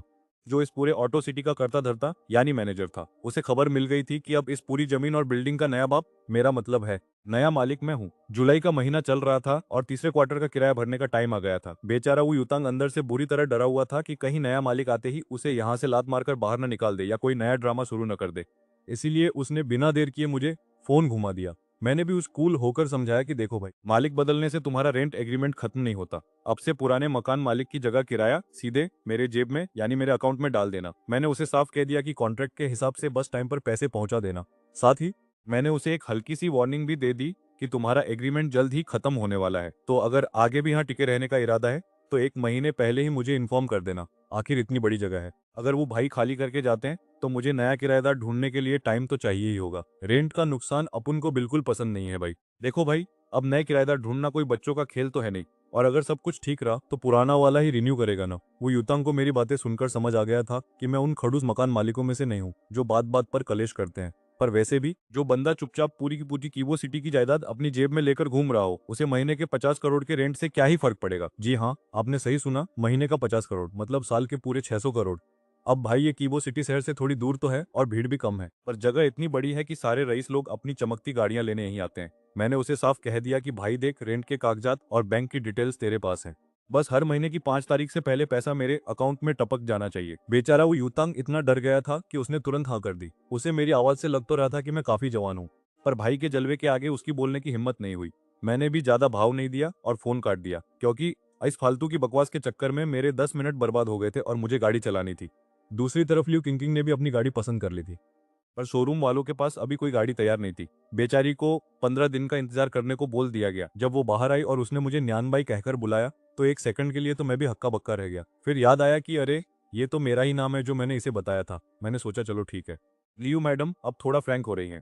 कहती है मुझे लियू किंकिंग, या फिर प्यार से किंकिंग दीदी बुला सकते हो। उस औरत ने मेरे सामने ऐसा सेक्सी पोज मारने की कोशिश की कि मुझे अपनी कल रात की बिरयानी बाहर आती हुई महसूस हुई। मैंने सोचा भाई यहाँ से कल्टी मारना ही बेहतर है, वरना ये अपनी अदाओं से मेरा कत्ल कर देगी। अपना सामान उठाया और पोर्ट शोरूम से 9 11 हो गया। बाहर स्टाफ मेरी क्लासिक सफेद काइन को नीचे उतार रहा था। सच बोलूं तो ये गाड़ी मर्दों की पहली पसंद क्यों है, ये मुझे इसे देखते ही समझ आ गया।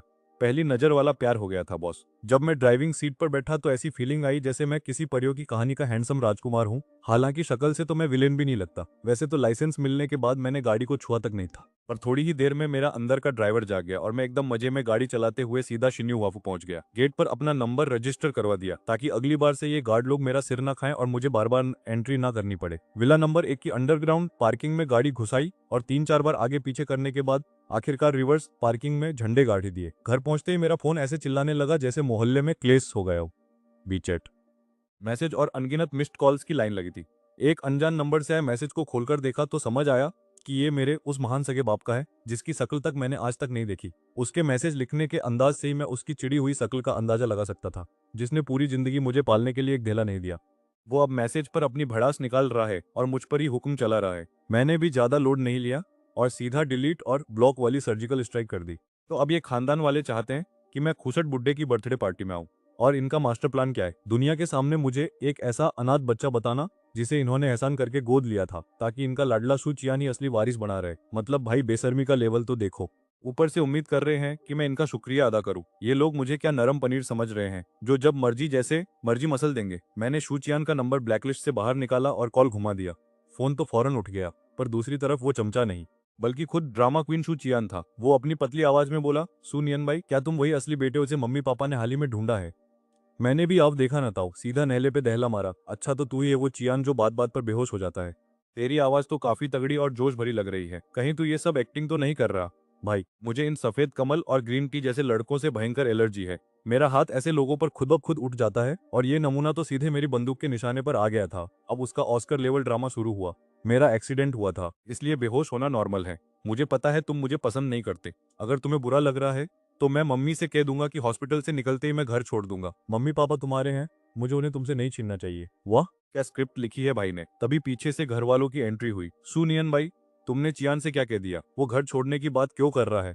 बड़े भाई होकर तुम्हें छोटे भाई का ख्याल रखना चाहिए, न कि अपनी जलन में उसे घर से बाहर निकालने की साजिश रचनी चाहिए। अब मुझे क्या पता था कि ये साला बाहर किसी के आने की आहट सुनते ही घर छोड़ने वाला टॉपिक छेड़ देगा। जैसे ही शू चियान कमरे में आया, उसने देखा कि उसका प्यारा भाई फुट फुट कर रो रहा है और फोन पर घर छोड़ने की भीख मांग रहा है, और कॉल के दूसरी तरफ विलेन कौन बना बैठा था? आपका भाई यानी मैं। तो बस बिना कुछ किए मैं इस पूरी फिल्म का विलेन बन गया। भाई कसम से इनकी घटिया चालें देखकर मेरा तो दिमाग ही चकरा गया। हद है यार, ये लोग मानेंगे नहीं। मैंने साफ कह दिया भाई, अपना ज्ञान अपने पास रख, मुझे फोन मत कर, मैसेज मत कर, दिमाग का दही मत कर। मुझे उस शू फैमिली की बर्थडे पार्टी में रत्ती भर भी दिलचस्पी नहीं है। अब मेरे पीछे आना बंद करो, और वो जो तुम्हारा लाडला नगीना है ना शू चियान, वो तुम्हारा भाई होगा, मेरा उससे कोई लेना देना नहीं है। इतना बोलकर मैंने खटाक से फोन काट दिया और उसे फिर से ब्लॉक लिस्ट की शोभा बढ़ाने के लिए भेज दिया। टाटा बाय बाय खत्म। अब इधर मैडम शू सिन्यान कुछ बोलने ही वाली थी कि फोन पर टू टू टू बजने लगा। बेचारी ने दोबारा ट्राई किया, पर घंटा कुछ नहीं हुआ। पुराने एक्सपीरियंस से वो समझ गई कि मैंने फिर से उसे डिजिटल जेल यानी ब्लैक लिस्ट में डाल दिया है। दीदी, क्या भैया मेरी वजह से इधर ये ड्रामेबाज सुचियान जो फोन कटने का ही इंतजार कर रहा था, अपनी आंखों में गंगा जमुना भरकर खड़ा हो गया। आंसू आंखों के कोनों तक तो आए, पर गिरे नहीं। भाई साहब क्या एक्टिंग है। ऑस्कर लेवल का रोंदू चेहरा बनाकर बैठा था ताकि सबको उस पर तरस आए। शिनयान ने अपनी थकी थकी शक्ल बनाई और बोली, तू आराम कर छोटे, बाकी सब मैं देख लूंगी।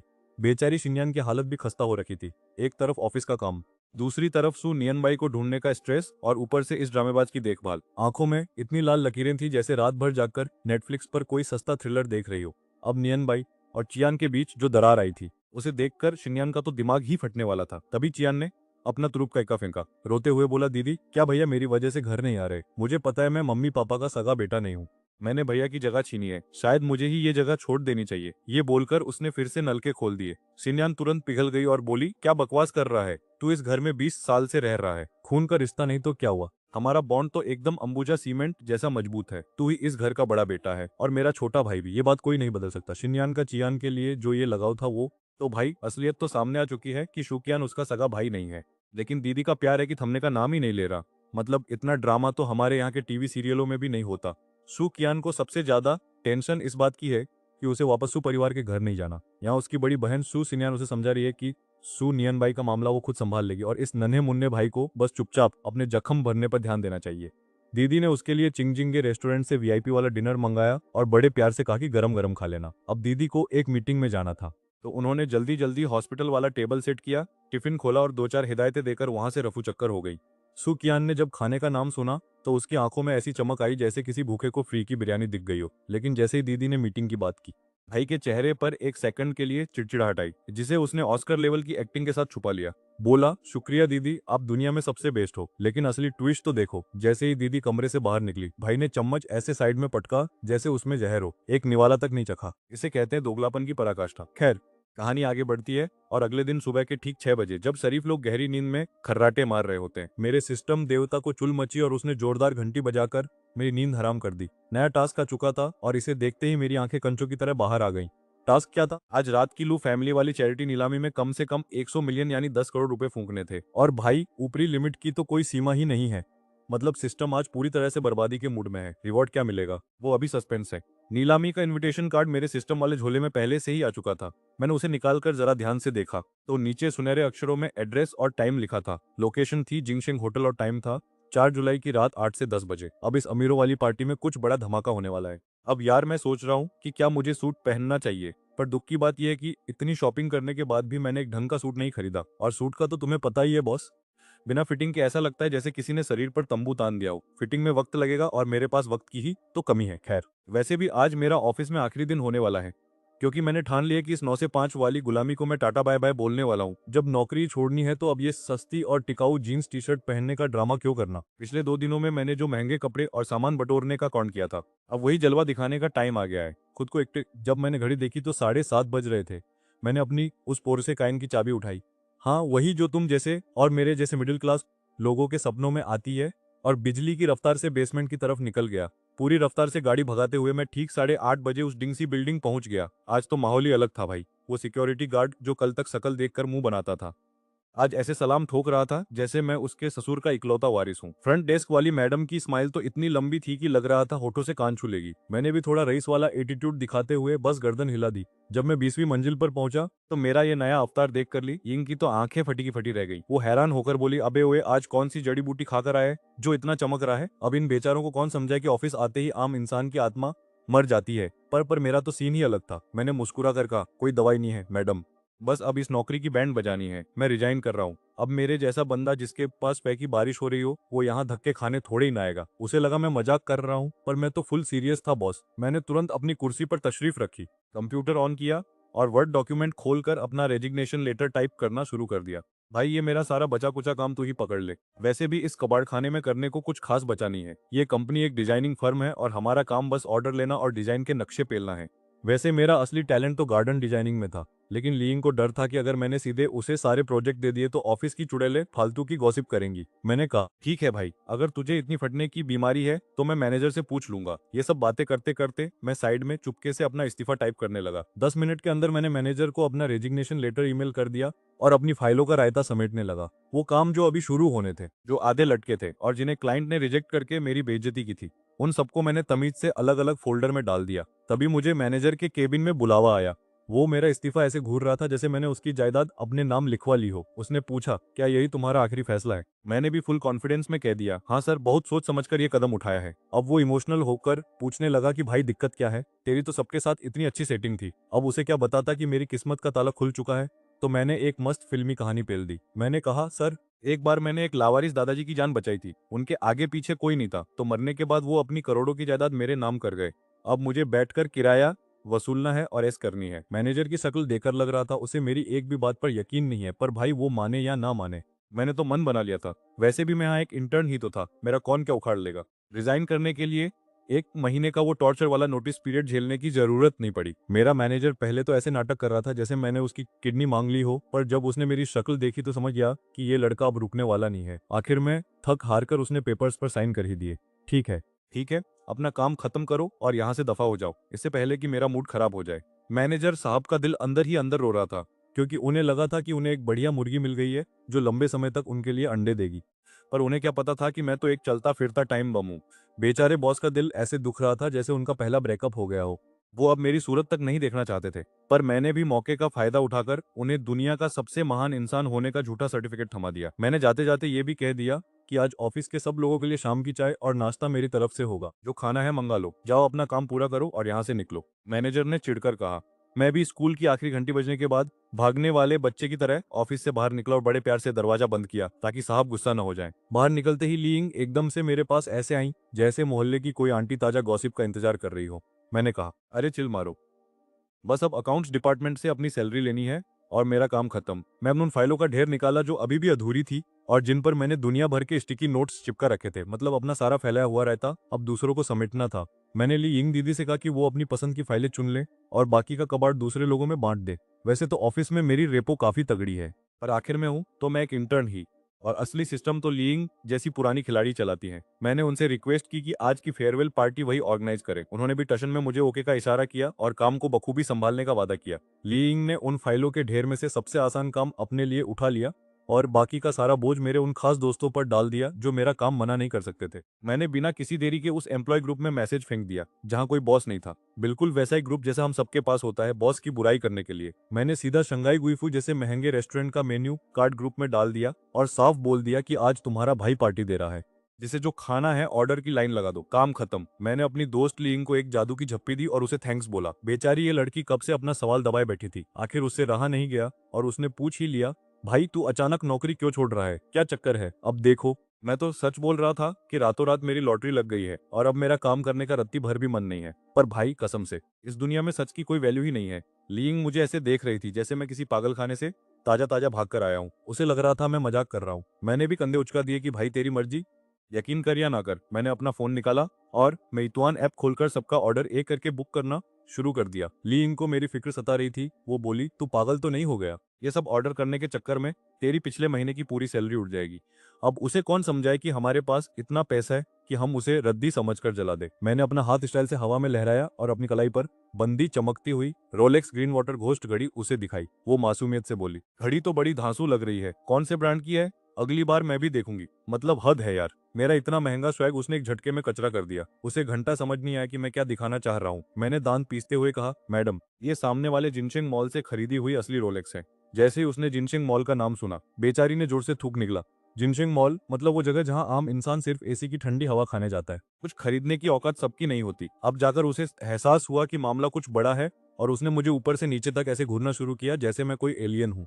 तो भैया, आज तुम्हारा भाई एकदम रईसजादा अवतार में निकला है। ऊपर एलवी का चमचमाता सूट, पैरों में नाइकी के जूते और कलाई पर वो वाली रोलेक्स जिसे देखकर चोरसू की भी नीयत डोल जाए। हाथ में टिफनी का ब्रेसलेट भी चमक रहा है। और हाँ, ली यिंग की तेज नजरों ने वो चीज ताड़ ली जिसे देखकर लड़कियों का बीपी हाई हो जाता है। मेरा असली एरमेस वाला बैग। बेचारी को पहले लगा कि शायद ये किसी सस्ते बाजार की फर्स्ट कॉपी होगी, पर जैसे ही उसे पता चला कि ये 100 टका असली माल है, उसकी तो चीख ही निकल गई। सच कहूं तो मेरे इस एक गेटअप की कीमत में किसी छोटे शहर में अच्छा खासा 2 BHK फ्लैट आ जाए। ली यिंग के तो तोते उड़ गए। मैंने टशन में कहा, क्यों, अब तो यकीन हो गया ना कि रातों रात तुम्हारे इस भाई की किस्मत चमक गई है। वो बेचारी हक्की बक्की होकर बोली, हाँ भाई, अब से तू जो बोलेगा मैं उस पर आंख बंद करके यकीन करूंगी। वैसे ली यिंग की माली हालत पहले मुझसे काफी बेहतर थी, पर उसकी भी इतनी हिम्मत नहीं थी कि एक जोड़ी जूतों पर हजारों लाखों उड़ा दे। उसे लगता है कि इतने पैसे तो अच्छे खाने पीने पर खर्च होने चाहिए। अब उसने मुझसे पूछ लिया, भाई इस्तीफा तो दे दिया, पर आगे का क्या सीन है। अब उसे कौन समझाए कि यहाँ कहानी का राइटर कोई और है। उसे लग रहा था कि मर्द को कुछ न कुछ काम करते रहना चाहिए ताकि वो घर पर निठल्ला बनकर मक्खियां न मारे और आलसी न हो जाए। मैंने बात घुमाते हुए कहा, अभी थोड़े दिन चिल मारूंगा। असल में मुझे ये देखना था कि ये साला सिस्टम रोज मुझे पैसे उड़ाने वाले टास्क देगा या नहीं, तो थोड़ा और ऑब्जर्व करना जरूरी था। मैंने अपने हिस्से के सारे काम दूसरे लड़कों को सौंप दिए और जैसे ही उन लोगों के लिए मंगाया गया चाय नाश्ता पहुंचा, मैंने सबको टाटा बाय बाय बोला और अपनी कंपनी डिंग्स की बिल्डिंग से हमेशा के लिए बाहर निकल आया। सीधा पहुंचा जिनशिंग मॉल। मुझे याद था कि पिछली बार यहाँ एक तगड़ा स्टाइलिंग स्टूडियो देखा था। 7वीं मंजिल पर पहुंचते ही मुझे वो स्टूडियो मिल गया और भाई साहब, उसका डेकोरेशन देखकर ही लग रहा था कि ये काफी क्लासी और महंगा होने वाला है। अरे भाई साहब, जैसे ही मैंने अंदर पैर रखा, वहां का तामझाम देखकर मेरी आंखें फटी की फटी रह गई। कसम से क्या जबरदस्त सजावट थी। तभी एक मैडम लपक कर मेरे पास आई और बोली, नमस्ते सर, परफेक्ट स्टाइलिंग स्टूडियो में आपका स्वागत है। बताइए आज आपको कौन सा नया अवतार चाहिए। अब देखो भाई, मैंने जो कपड़े पहने थे उन्हें देखकर कोई भी बता देता कि मैं किसी बहुत बड़े खानदान का रईस शहजादा हूँ। मैंने भी पूरे टशन में कहा, देखो आज रात मुझे एक चैरिटी ऑक्शन में जाना है, तो मुझे ऐसा लुक चाहिए जो सबको हिला कर रख दे। क्या तुम्हारे पास कोई ऐसा स्टाइलिस्ट है जो इस लेवल का काम कर सके। अब ये स्टूडियो शहर के सबसे महंगे मॉल में था, तो जाहिर है इनकी औकात तो होगी ही। वो बोली, जी सर, हमारे पास टोनी वू है, उन्होंने बड़े बड़े रईसों का मेकओवर किया है, पर हाँ, टोनी वू का रेट बाकी स्टाइलिस्ट से थोड़ा ज्यादा है। मैंने उनकी तरफ एक तिरछी नजर घुमाई और बोला, कोई बात नहीं, अगर चीज बढ़िया है तो पैसे की फिक्र मत करो, पर हाँ एक बात कान खोल कर सुन लो, अगर रिजल्ट धांसू नहीं हुआ तो मैं एक पैसा नहीं देने वाला। वो मुस्कुरा कर बोली, सर हम यहाँ अपनी साख के लिए काम करते हैं, चूना लगाने के लिए नहीं। आप बस 2 मिनट बैठिए, मैं अभी टोनी वू को बुलाकर लाती हूँ। मैं जाकर शीशे के सामने वाली कुर्सी पसर गया। भाई साहब, कुर्सी इतनी आरामदायक थी कि मन किया वहीं सो जाऊं। पर तभी वो मैडम वापस आई और उनका चेहरा देखकर ऐसा लग रहा था जैसे उनकी लॉटरी लगते लगते रह गई हो। मुझे थोड़ा थोड़ा अंदाजा तो हो गया था कि अंदर क्या खिचड़ी पक रही है, पर मैंने सोचा जब तक रायता मेरे सामने नहीं फैलता तब तक मैं भी अनजान बना रहता हूँ। वो हकलाते हुए बोली, सर वो असल में टोनी वो अभी किसी और का मेकओवर कर रहे हैं, तो फिलहाल वो फ्री नहीं है। मैंने मन ही मन सोचा, लो भाई, शुरू हो गया इन कहानियों वाला टिपिकल ड्रामा। पर वो कहने लगी कि हमारे स्टाइलिस्ट अपने काम की क्वालिटी से समझौता नहीं करते, और ये कहकर वो आगे का जुगाड़ करने निकल गई। ज्यादा इंतजार नहीं करना पड़ा। वो एक बंदे को लेकर मेरे पास आ गई और बोली, सर ये हमारे स्टोर के एरिक हैं, जो स्टाइलिंग के उस्ताद हैं। खासकर शाम की पार्टी वाले लुक्स में तो इनका कोई जवाब नहीं। एरिक ने मुझे अपना पोर्टफोलियो दिखाया और भाई सच बताऊं तो उसके पास कुछ ऐसे लुक्स थे जिन्हें देखकर मेरी आंखें फटी की फटी रह गईं। मैंने उसे साफ कह दिया, देख भाई, इसे जितना हो सके सिंपल रखना, ज्यादा तामझाम मुझे पसंद नहीं है, वरना सिर पर वो अजीब सा कचरा दिखने लगता है, और अगर जरा भी गलती हुई तो लगेगा जैसे सिर पर सोने का ताज पहनकर घूम रहा हूँ, जो बहुत ही छपरी लगता है। एरिक बोला, समझ गया सर, चलिए पहले बाल धो लेते हैं। वो मुझे हेयर वॉश वाले एरिया में ले गया और मेरी प्राइवेसी का इतना ख्याल रखा कि बकायदा पर्दे खींच दिए जैसे अंदर कोई बहुत बड़ा स्कैम होने वाला हो। भाई इस पूरे हुलिये को बदलने में पूरे 4 घंटे लग गए। सुना है ये लुक सुपरस्टार डैनियल वू के रेड कारपेट वाले लुक की एक बाय एक हूबहू नकल है। ये जो सूट और एक्सेसरीज मैंने पहनी थी वो सब इसी स्टूडियो वालों ने दी थी, और ये सब मेरे कुल खर्चे में जोड़ दिया गया। अब क्योंकि ये खर्चा उस नीलामी का हिस्सा नहीं था, तो मुझे अपनी जेब से कार्ड घिसना पड़ा। पर चलो कोई बात नहीं, बैंक में करोड़ों पड़े हैं, तो एक मेकओवर के चक्कर में मैं कंगाल तो नहीं होने वाला।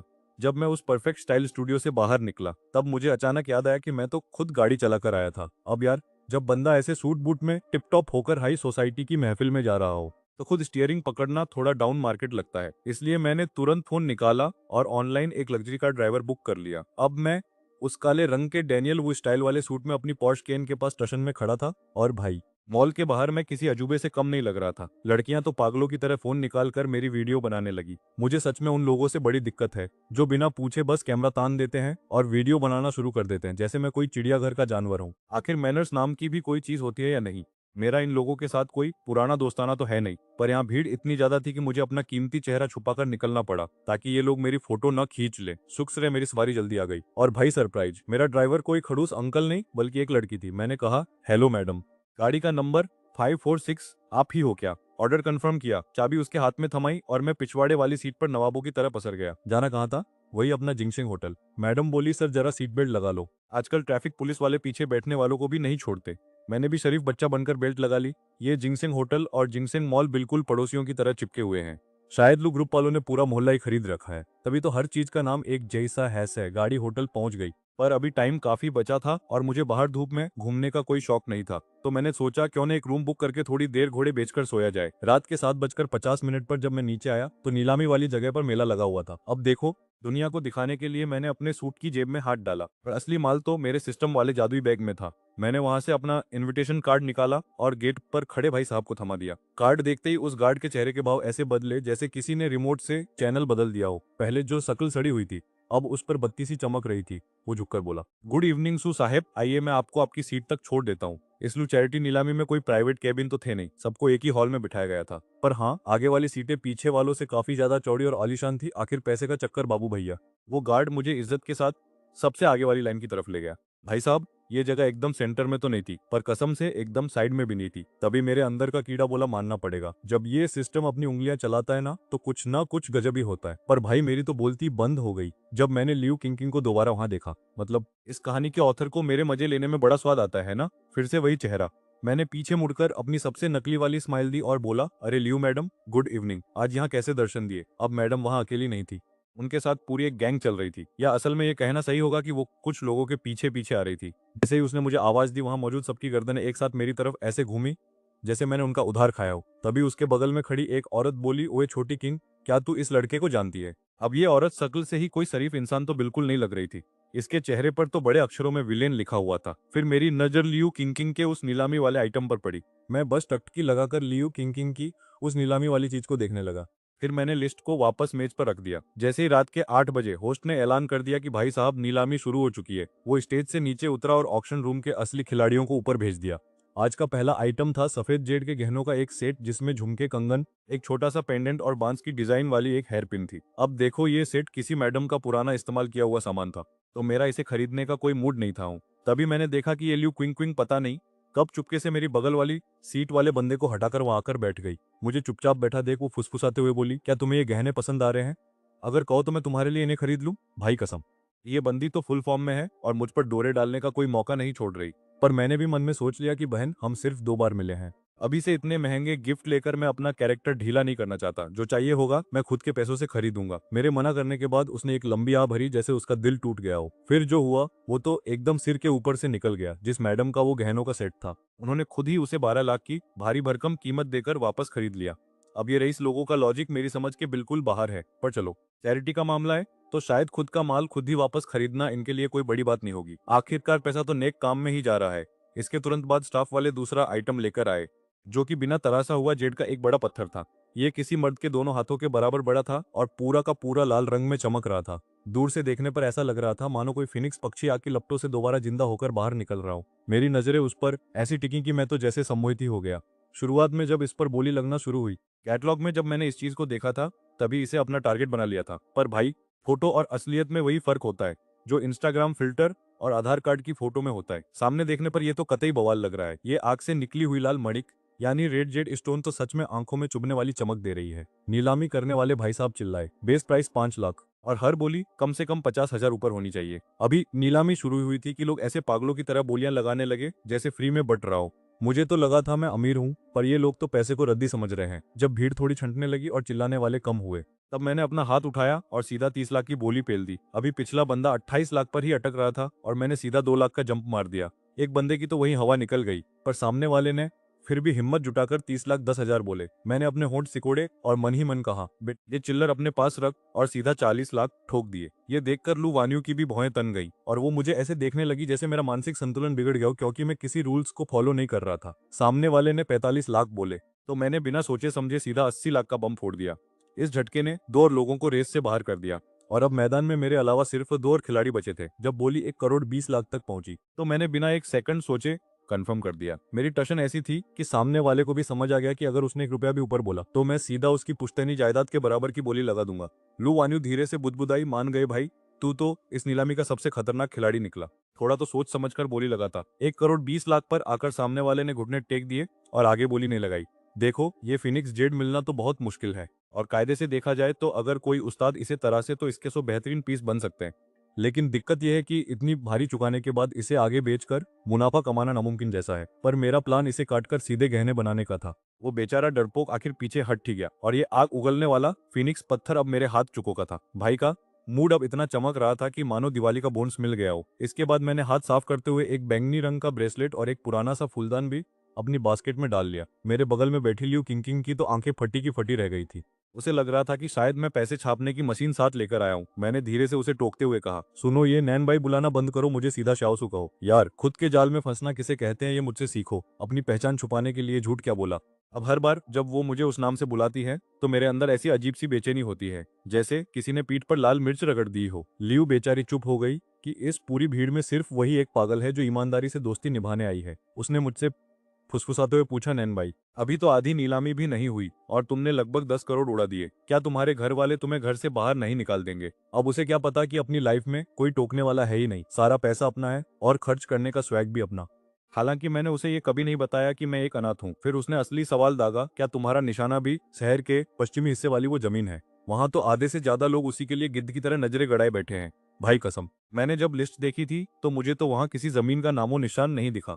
मैंने एकदम भोले चेहरे के साथ पूछा, कौन सी जमीन? क्या यहाँ कोई प्लॉट भी बिक रहा है? मेरी ये बात सुनते ही आसपास के लोगों के चेहरे ऐसे बदले जैसे उन्होंने कोई एलियन देख लिया हो। वो जमीन असल में लू फैमिली के उस रिजॉर्ट के ठीक बगल में है जिसे वो लोग बनाने वाले हैं, और वान्यू दीदी का आज का असली टारगेट वही है।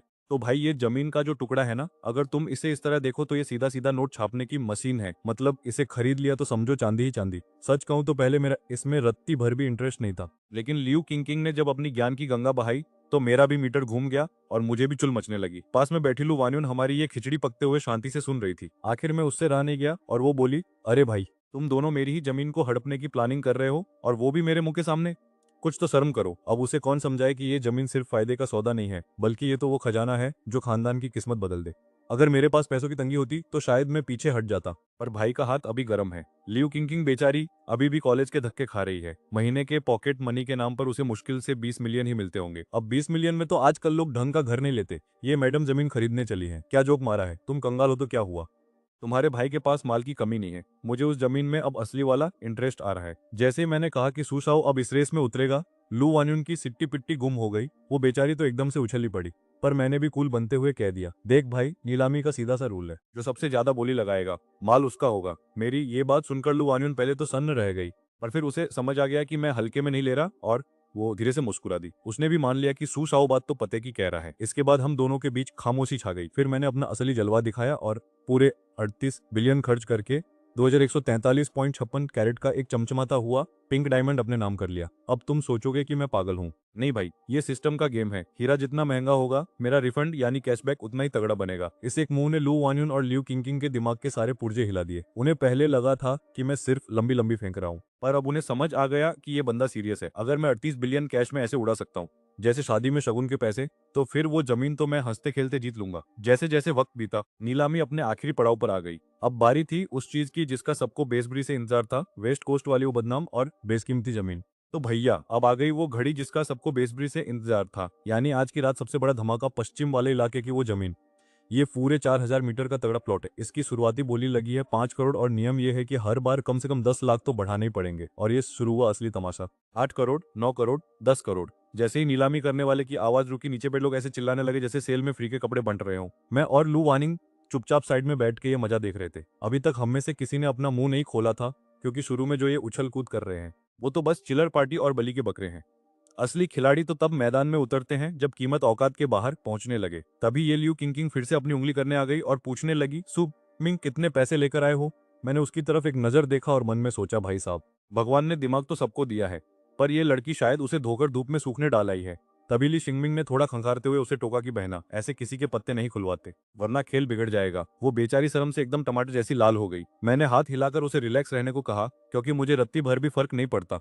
वैसे भी आज मेरा बजट इतना है कि मैं चाहूं तो ये पूरी नीलामी ही खरीद लूं, पर अपन इतने भी लालची नहीं है। जो चीज दिल को भाएगी बस वही उठाएंगे। देखते ही देखते जमीन की कीमत 100 करोड़ के पार पहुंच गई। अब ली शिंगमिंग और बाकी बड़े खिलाड़ियों के हाथ पांव फड़कने लगे थे। मैंने भी अपनी सीट थोड़ी सीधी कर ली और थोड़ा सीरियस हुआ। तभी ली शिंगमिंग ने अपना मुंह खोला और सीधा बम फोड़ा। 200 करोड़ बोली में सीधे 100 करोड़ और जुड़ गए और आधे से ज्यादा नल्लों की तो वहीं पर हवा निकल गई। अब 250 करोड़ तक बात पहुंच चुकी थी और फुजे भी पीछे नहीं हटने वाला था। उसने 50 करोड़ और बढ़ा दिए। अब मैंने लू वान आयुन की तरफ देखा जो अब तक चुप बैठी थी, पर जैसे ही उसने मुंह खोला सीधा 300 करोड़ की बोली लगा दी। भाई साहब, ये अमीर लोग अपनी जेब में चिल्लर की जगह करोड़ों के नोट रखते हैं क्या? तभी मैंने 350 करोड़ बोल दिए। ये सुनते ही ल्यू किंग की तो जैसे जान ही निकल गई। वो फुसफुसाते हुए बोली, न्यान भाई, क्या तेरे पास अब भी पैसे बचे हैं? अभी नीलामी में तूने उस पिंक डायमंड पर 380 करोड़ फूके थे। अब बेचारी ल्यू किंग का घबराना भी जायज था। आखिर ये नीलामी लू खानदानी करवा रहा था और अगर यहाँ बोली लगाकर पैसे नहीं दिए तो ये लोग पिछवाड़े पर लात मारकर बाहर निकाल देंगे। किंग की नजरों में तो इस शहर में सिर्फ लू, ली, फू और लियू खानदानी सबसे बड़े रईस थे। लेकिन आज मैं जिस तरह से अंधा पैसा उड़ा रहा था, उसे लग रहा था कि मैं आसमान से टपका हुआ कोई छुपा रुस्तम रईस हूँ। अब भाई मैं कोई पागल थोड़े ही हूँ कि बिना बटुए के यहाँ आकर उछल रहा हूँ। मुझे पता है कि अगर बिल नहीं भरा तो ये लोग मेरा कीमा बना देंगे, पर जब मैं दांव लगा रहा हूँ तो इसका मतलब है कि अपना हाथ जगन्नाथ है। 400 करोड़ लू वान्यून ने मेरे पीछे पीछे फिर से बोली बढ़ा दी। अब कीमत 400 करोड़ तक पहुंच चुकी थी और ली शिंगमिंग अब थोड़ा फूक फूक कर कदम रख रहा था। उसने सिर्फ 10 करोड़ की मामूली बढ़त ली, जिससे ये साफ था कि भाई की जेब अब जवाब दे रही है। तभी पीछे से किसी और ने 420 करोड़ की बोली ठोक दी। उसे लगा शायद ली शिंगमिंग की बैटरी लो हो गई है तो वो मौके पर चौका मार लेगा, लेकिन फुजे ने किसी को सांस लेने का मौका नहीं दिया और सीधा 450 करोड़ बोल दिए। और मैंने तो जैसे मजे मजे में 500 करोड़ की बोली लगा दी। मेरा ये नंबर सुनते ही लू वान्यून के चेहरे पर 12 बज गए। उसे उम्मीद नहीं थी कि बात यहाँ तक पहुंच जाएगी। भाई, ये 500 करोड़ तो सिर्फ जमीन के हैं, असली पैसा तो बाद में इसकी घिसाई और डेवलपमेंट में लगेगा। उसे अब ये टेंशन खाए जा रही थी कि ये जमीन हथियाने के बाद मेरे पास घर चलाने के लिए पैसे बचेंगे भी या नहीं। अगर मैं इसके आगे का डेवलपमेंट नहीं कर पाया तो इस जमीन को खरीदना मतलब अपने पैसों की चिता जलाना होगा। लू वान्यून ने भी आगे बोली नहीं लगाई, क्योंकि 500 करोड़ उनका आखिरी स्टॉप था। उससे ज्यादा खर्च करना उनके लिए घाटे का सौदा होता। और लो जी, आखिरकार शिजियाओ की ये जमीन 500 करोड़ में तुम्हारे भाई की हो गई। पर अब एक छोटी सी प्रॉब्लम है, मैं इस जमीन का आचार डालूंगा क्या? बोली लगाते वक्त तो मैं ऐसे जोश में था जैसे मोहल्ले की आंटी सेल में साड़ी लूट रही हूँ। पर लू वान्यून की बातों ने मुझे झटके में होश में ला दिया। अब नीलामी करने वाले का हथौड़ा गिर चुका था, तो अब चाहकर भी मैं थूक कर चाट नहीं सकता था। लू वान्यून जब मेरे पास से गुजरी और उसने मेरी बड़बड़ सुनी तो बेचारी के तो पैर ही कांपने लगे। सच बताऊं तो ये सब उस ल्यू किंग की पनौती है। अगर उसने इस जमीन का नाम नहीं लिया होता तो मुझ जैसा मासूम प्रो खिलाड़ी इस नीलामी में अपनी टांग ही नहीं अड़ाता। खैर, अब जो होगा देखा जाएगा।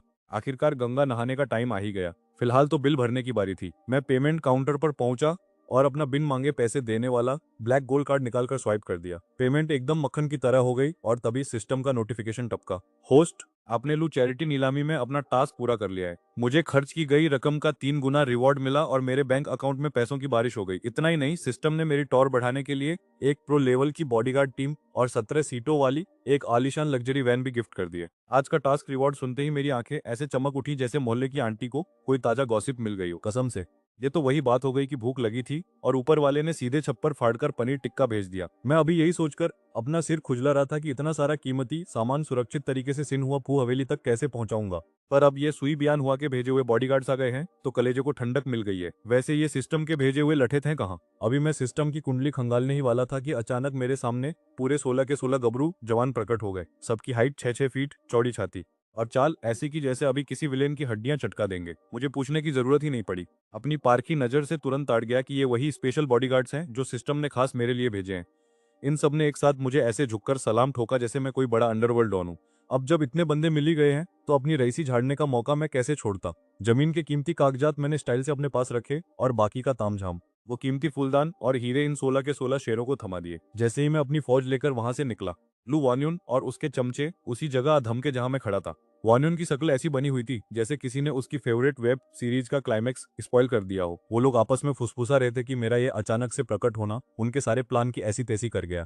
वेस्ट कोस्ट वाली वो जमीन जो उनके हाथ से निकल गई थी, उसे लेकर उनके पेट में मरोड़ उठ रहे थे। वान्यून को लग रहा था कि मैं कोई मामूली खिलाड़ी हूँ, पर भाई नीलामी में जिस तरह मैंने अंधा पैसा बरसाया है उसे देखकर किसी अंधे को भी समझ आ जाएगा कि ये लड़का 5 बिलियन की चिल्लर के लिए नहीं रोने वाला। ऊपर से मेरे इन खूंखार बॉडीगार्ड्स को देखकर वान्यून के दिमाग की बत्ती जल गई थी कि ये लोग कोई आम बाउंसर नहीं बल्कि प्रोफेशनल शिकारी हैं। अब वो लोग मुझसे हाथ मिलाने और पार्टनरशिप करने के सपने देख रहे थे, क्योंकि उन्हें लग रहा था कि मैंने वो कीमती जमीन सिर्फ उस लड़की के चक्कर में खरीदी है। अब मैं अपने पूरे इष्टसच बॉडीगार्ड्स के लश्कर के साथ बड़े वीआईपी अंदाज में अपने शिन्यू हुआफू वाले महल की तरफ बढ़ रहा हूँ। शुक्र है कि अपना विला नंबर 1 इतना बड़ा है कि मेरी ईगो के साथ साथ ये इससे सांड भी वहां आराम से फिट हो जाएंगे।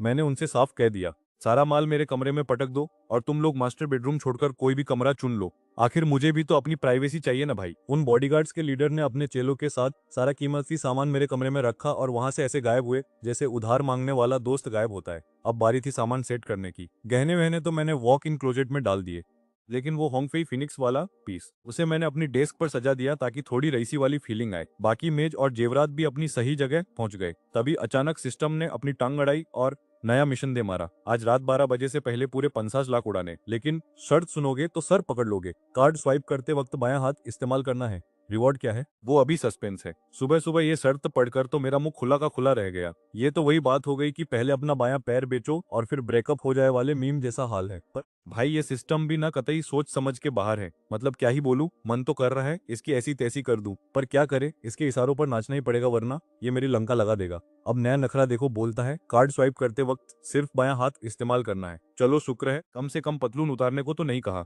वरना लेने के देने पड़ जाते। खैर मैंने तसल्ली से नाश्ता पेला और अपनी चमचमाती गाड़ी लेकर पुराने वाले पिंजरे, मेरा मतलब है किराए के घर की तरफ निकल पड़ा। हालांकि मैं अब आलीशान शिन्नू विला में शिफ्ट हो चुका हूँ, पर उस पुराने खंडहर में अभी भी मेरा काफी कबाड़ पड़ा हुआ था। अब फुल बॉस वाली फील आ रही है क्योंकि नौकरी को लात मार चुका हूँ और साथ में 16 हट्टे कट्टे बॉडीगार्ड्स की पूरी फौज लेकर घूम रहा हूँ। मैंने सोचा जल्दी से बोरिया बिस्तर समेटूं और उस बेचारी मकान मालकिन दादी को कमरा खाली करके दे दूं ताकि वो किसी और नए मुर्गे को फंसा सके। ये 16 के 16 सांड मेरे पीछे पीछे ऊपर चढ़ने की कोशिश कर रहे थे, पर मैंने उन्हें वहीं टोक दिया। भाई 1 BHK का छोटा सा माचिस जैसा कमरा है, इसमें अगर 16 खली जैसे लोग घुस गए तो दीवारें भी चिल्लाने लगेंगी कि भाई बस कर जान लेगा क्या।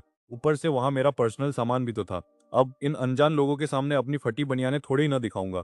उन्होंने भी जी बड़े सरकार बोला और नीचे ही खूंटा गाड़ कर खड़े हो गए। आखिर पैसे का चक्कर है बाबू भैया। मेरी सुरक्षा के नाम पर वो मेरी हर फालतू बात मानने को भी तैयार थे। ऊपर जाकर मैंने फटाफट हाथ पैर मारे और अपनी चप्पलें, कपड़े और बाकी जरूरी चीजें पैक कर ली। फिर मैंने उस बिल्डिंग के किराएदारों वाले व्हाट्सएप ग्रुप पर कुछ फोटो डाली और लिखा, सुनो मेरे प्यारे मोहल्ले वालों, तुम्हारा भाई अब यहाँ से विदा ले रहा है। ये जो फोटो में छोटी मेज, कुर्सी, हेयर ड्रायर और स्टैंड दिख रहे हैं, जिसे जो चाहिए आकर उठा ले जाओ, बिल्कुल फ्री है। मुझे अच्छे से पता था कि मेरे इस्तेमाल किए हुए पुराने जूते और कपड़े तो कोई भीख में भी नहीं लेगा, इसलिए उन्हें मैंने सूटकेस में ठूसना शुरू किया। और बस थोड़ी ही देर में जैसे ही मैंने ग्रुप में मैसेज डाला कि मैं अपना बोरिया बिस्तर समेट रहा हूँ, वहां तो जैसे भूचाल ही आ गया। अब भाई कुछ लोगों की चुल खत्म ही नहीं होती। कोई पूछ रहा है कि अचानक घर क्यों छोड़ रहे हो, तो किसी को ये जानने में अपनी नाक घुसानी है कि अब मैं किस महल में शिफ्ट हो रहा हूँ। और हाँ, कुछ ऐसे जलकुखड़े भी थे जो ताने मार रहे थे कि बड़ा आदमी बन गया है, अब हम जैसे कंगालों के साथ कौन बैठेगा। मैंने इन फालतू के मैसेजेस को वैसे ही इग्नोर किया जैसे लड़कियां मेरी फ्रेंड रिक्वेस्ट को करती हैं। मैंने सीधा ग्रुप पर हुक्म सुना दिया कि देखो भाई, मैं अगले 1 घंटे तक अपने इस पुराने किराए के खटाल में हूँ। जिसे जो भी माल उठाना है 1 घंटे के अंदर टपक जाओ, वरना बाद में बाबा जी का ठुल्लू मिलेगा। देखो यार, भले ही उस वक्त मेरे पास जेब में चिल्लर थे, लेकिन तुम्हारा भाई सामान खरीदने के मामले में बड़ा चूजी है। एक एक चीज ठोक बजाकर और पूरी रिसर्च के बाद ली थी, तो क्वालिटी एकदम झकास थी। इसीलिए तो जैसे ही मैंने फोटो डाली, आधे लोग तो ऑफिस से बहाना मारकर भागने की तैयारी करने लगे जैसे कोई फ्री की सेल लगी हो। अब जब तक ये लुच्चे लफंग यहाँ पहुंचते, मैंने सोचा चलो मकान मालकिन दादी को भी एक कॉल चिपका ही देता हूँ। फोन की घंटी बजी और उधर से दादी की वो प्यारी और जोश से भरी आवाज आई। कसम से भाई, उनकी आवाज सुनकर ऐसा लगा जैसे किसी ने तपती धूप में ठंडा शरबत पिला दिया हो। मेरा मूड एकदम फ्रेश हो गया। मैंने कहा, दादी, वो मैंने आपको बताया था ना कि मैं कमरा खाली कर रहा हूँ, तो बस मैं सामान पैक कर चुका हूँ। आप बताइए कब फ्री है ताकि मैं चाबी आपके हवाले कर दूं। दादी बोली, अरे बेटा, मैं तो अभी शहर से बाहर हूँ। अब दादी भी अपनी उम्र में फुल मजे ले रही हैं, सीधा ट्रिप पर निकल गई। उन्होंने आगे कहा, एक काम कर, मेरी पोती यहीं शहर में, मैं तुझे उसका नंबर भेजती हूँ, तू चाबी बस उसे पकड़ा देना। दादी को भी तब जाकर एहसास हुआ कि वो अपनी ट्रिप की खुशी में चाबी वाला कांड भूल ही गई थी। खैर, उन्होंने कहा कि वो अभी नंबर भेज रही हैं और बस कुछ ही देर में मेरे पास उनकी पोती का कांटेक्ट नंबर आ गया। मकान मालिक आंटी ने अपनी पोती का नंबर भेजा और मैंने भी बिना ज्यादा नखरे दिखाए उन्हें एक ओके वाला इमोजी पेल दिया। मैंने सीधा नंबर मिलाया, लेकिन पहली बार में तो सामने वाले ने कॉल काट दिया। अब भाई, अनजान नंबर देकर भाव खाना तो आजकल की लड़कियों का पुश्तैनी अधिकार है, तो मुझे ज्यादा बुरा नहीं लगा। मैंने अपनी धड़कनों को थोड़ा कंट्रोल किया और फिर से डायल घुमाया। शुक्र है इस बार किस्मत चमक गई और कॉल उठ गया। मैंने मौका देखते ही अपना रटा रटाया भाषण शुरू कर दिया कि हेलो मैडम, मैं फेंग शुई मैडम का किराएदार बोल रहा हूँ। अब मेरा यहाँ से बोरिया बिस्तर समेटने का वक्त आ गया है, तो चाबी का क्या करना है? कुरियर कर दूं या साक्षात दर्शन देकर आपके हाथ में थमाऊं? मैंने सोचा कहीं फिर से कॉल न कट जाए, इसलिए एक ही सांस में सब उगल दिया। उधर से थोड़ी देर सन्नाटा रहा, जैसे सामने वाली को मिर्गी का दौरा पड़ गया हो। फिर एक आवाज आई, सुसाओ, मैं लू वान्यून बोल रही हूँ। अबे ये क्या बकवास है? लू वान्यून, वही नीलामी वाली मैडम। तभी कहूँ, ये आवाज इतनी सुनी सुनी और जानी पहचानी क्यों लग रही है? मैंने भी टशन में कहा, अरे लू मैडम, आप क्या बात है तो बताइए, चाबी कुरियर करनी है या मिलकर देनी है? अब लू मैडम इतनी आसानी से पीछा छोड़ने वाली कहाँ थी। उन्हें तो मेरी उस कीमती जमीन के टुकड़े में दिलचस्पी थी। उन्होंने कहा कि उन्हें मुझसे कुछ जरूरी बात करनी है तो मिलना ही ठीक रहेगा। मैंने भी सोचा कि अभी मेरे पास टाइम ही टाइम है तो मना क्यों करूं। शाम के 3 बजे स्यू कैफे का प्लान फिक्स हो गया। लू वानियुन से फोन पर बात खत्म ही हुई थी कि अचानक सीढ़ियों की तरफ से कुछ खटर पटर सुनाई दी। मैंने अपनी मुंडी बाहर निकाल कर झांका तो वहां मेरा सामने वाला पड़ोसी लड़का खड़ा था। उसका कमरा भी उसी मकान मालिक आंटी का था। हम दोनों कभी साथ में गेमिंग करते और कभी फालतू की बकचोदी। बस ऐसे ही धीरे धीरे हमारी दोस्ती गहरी हो गई। तभी जी शियाओबो भागता हुआ आया और मेरा हाथ पकड़कर सीधा खिड़की की तरफ खींच ले गया। वो एकदम पागलों की तरह एक्साइटेड होकर बोला, न्यान भाई भाई तूने नीचे वो सफेद पोर्शे देखी? क्या क्लासिक मॉडल है यार। कसम से उसे देखकर तो मेरा दिल गार्डन गार्डन हो गया। कितनी सेक्सी गाड़ी है, काश ऐसी एक मेरे पास भी होती। अब उसे कौन समझाए कि भाई वो चमचमाती गाड़ी असल में मेरी ही है। पर मैंने अपनी जुबान बंद ही रखी क्योंकि मुझे पता है इस नल्ले को अगर सच बता भी दिया तो इसे मुझ पर रत्ती भर भी यकीन नहीं होगा।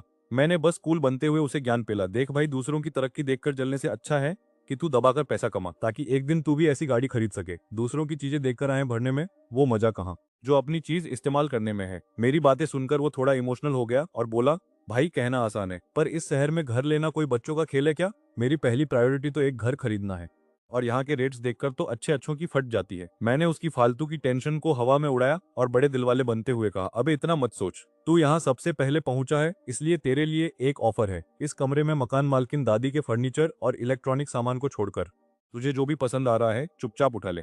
सब तेरा हुआ। वो तो एकदम सदमे में आ गया और बोला, भाई तू होश में तो है ना? मुझे अच्छे से याद है कि तूने ये एक एक सामान कितनी मेहनत से और चुन चुन कर खरीदा था। इनमें से तो कई चीजें ऐसी हैं जिन्हें देखकर मेरा पहले ही मन ललचा रहा था। पर तू ये सब छोड़ क्यों रहा है? क्या तू बहुत दूर शिफ्ट हो रहा है जो सारा सामान यहीं त्याग रहा है? जिस श्याओबो को लग रहा था कि शायद जॉब के चक्कर में मैं कहीं और रेंट पर जा रहा हूँ और बिना सामान के मूव करना उसे काफी अजीब लग रहा था। मैंने हंसते हुए कहा, हाँ भाई मेरा नया ठिकाना यहाँ से काफी दूर है और ये सब पुराना कबाड़ ढोने की मेहनत कौन करेगा? मैंने सबके ऑनलाइन लिंक सेव कर रखे हैं। नए घर में सब ब्रांड न्यू लेंगे। तू बस जल्दी से अपनी पसंद की चीजें छांट ले इससे पहले कि मेरा मूड बदल जाए। देखा जाए तो शिन्यू हुआफू वाकई यहाँ से काफी दूर था। मेरा ऑफर सुनते ही वो फौरन काम पर लग गया और बोला, ठीक है भाई, तो फिर ये वाला बीन बैग मेरा हुआ। इस पर लेटकर चिल करने का मेरा बड़ा मन था। और हाँ, वो शानदार डिनर सेट भी मैं ही ले जाऊंगा। साला जब मैं उसे खरीदने दुकान पर गया था तब वो आउट ऑफ स्टॉक हो गया था। इसे भी मेरी लिस्ट में डाल दे। जिस साओबो घर में सामान बटोरने में ऐसे लगा था जैसे सेल का आखिरी दिन हो। भाई ने हाथ में सामान का पूरा पहाड़ खड़ा कर लिया था। सबसे पहले उसकी नजर मेरे उस आलसी सोफे यानी बीन बैग पर पड़ी जिस पर वो अपना कब्जा जमा चुका था। अभी हम सामान लेकर घर से बाहर कदम रख ही रहे थे कि अचानक एक ऐसी चुभने वाली आवाज आई कि मेरा मन किया अपने कान काट के फेंक दूं। ये आवाज जियांग किंग की थी। भाई को नवाबजादा बनने का बड़ा शौक है। हम दोनों अक्सर घास नहीं डालते थे। उसने कोई रिप्लाई नहीं दिया था और ग्रुप चैट में भी उसने कोई रिप्लाई नहीं होगी। पर यह नमूना तो दूसरे नंबर पर ही टपक गया और अब जी साओबो से उस सोफे के लिए लड़ने लगा। कसम से दिमाग का दही हो गया। पर अब जब मैं यहाँ से जा ही रहा था तो मैंने सोचा कि जाते जाते साओबो के लिए पंगे क्यों छोड़कर जाऊं। इसलिए मैंने सारा मामला अपने सिर ले लिया। जियांग किंग कहने लगा कि उसे बाकी चीजें कचरा लग रही हैं और उसे सिर्फ वही सोफा चाहिए। अब सच बताऊं तो उसे कचरा इसलिए लग रहा था क्योंकि वो सोफा मेरे पूरे सामान में सबसे कीमती रिव्यू देखे थे। उतना लोग पहले मैंने जितने वीडियो और रिव्यू देखे थे उतना तो लोग शादी से पहले लड़के लड़की को नहीं देखते।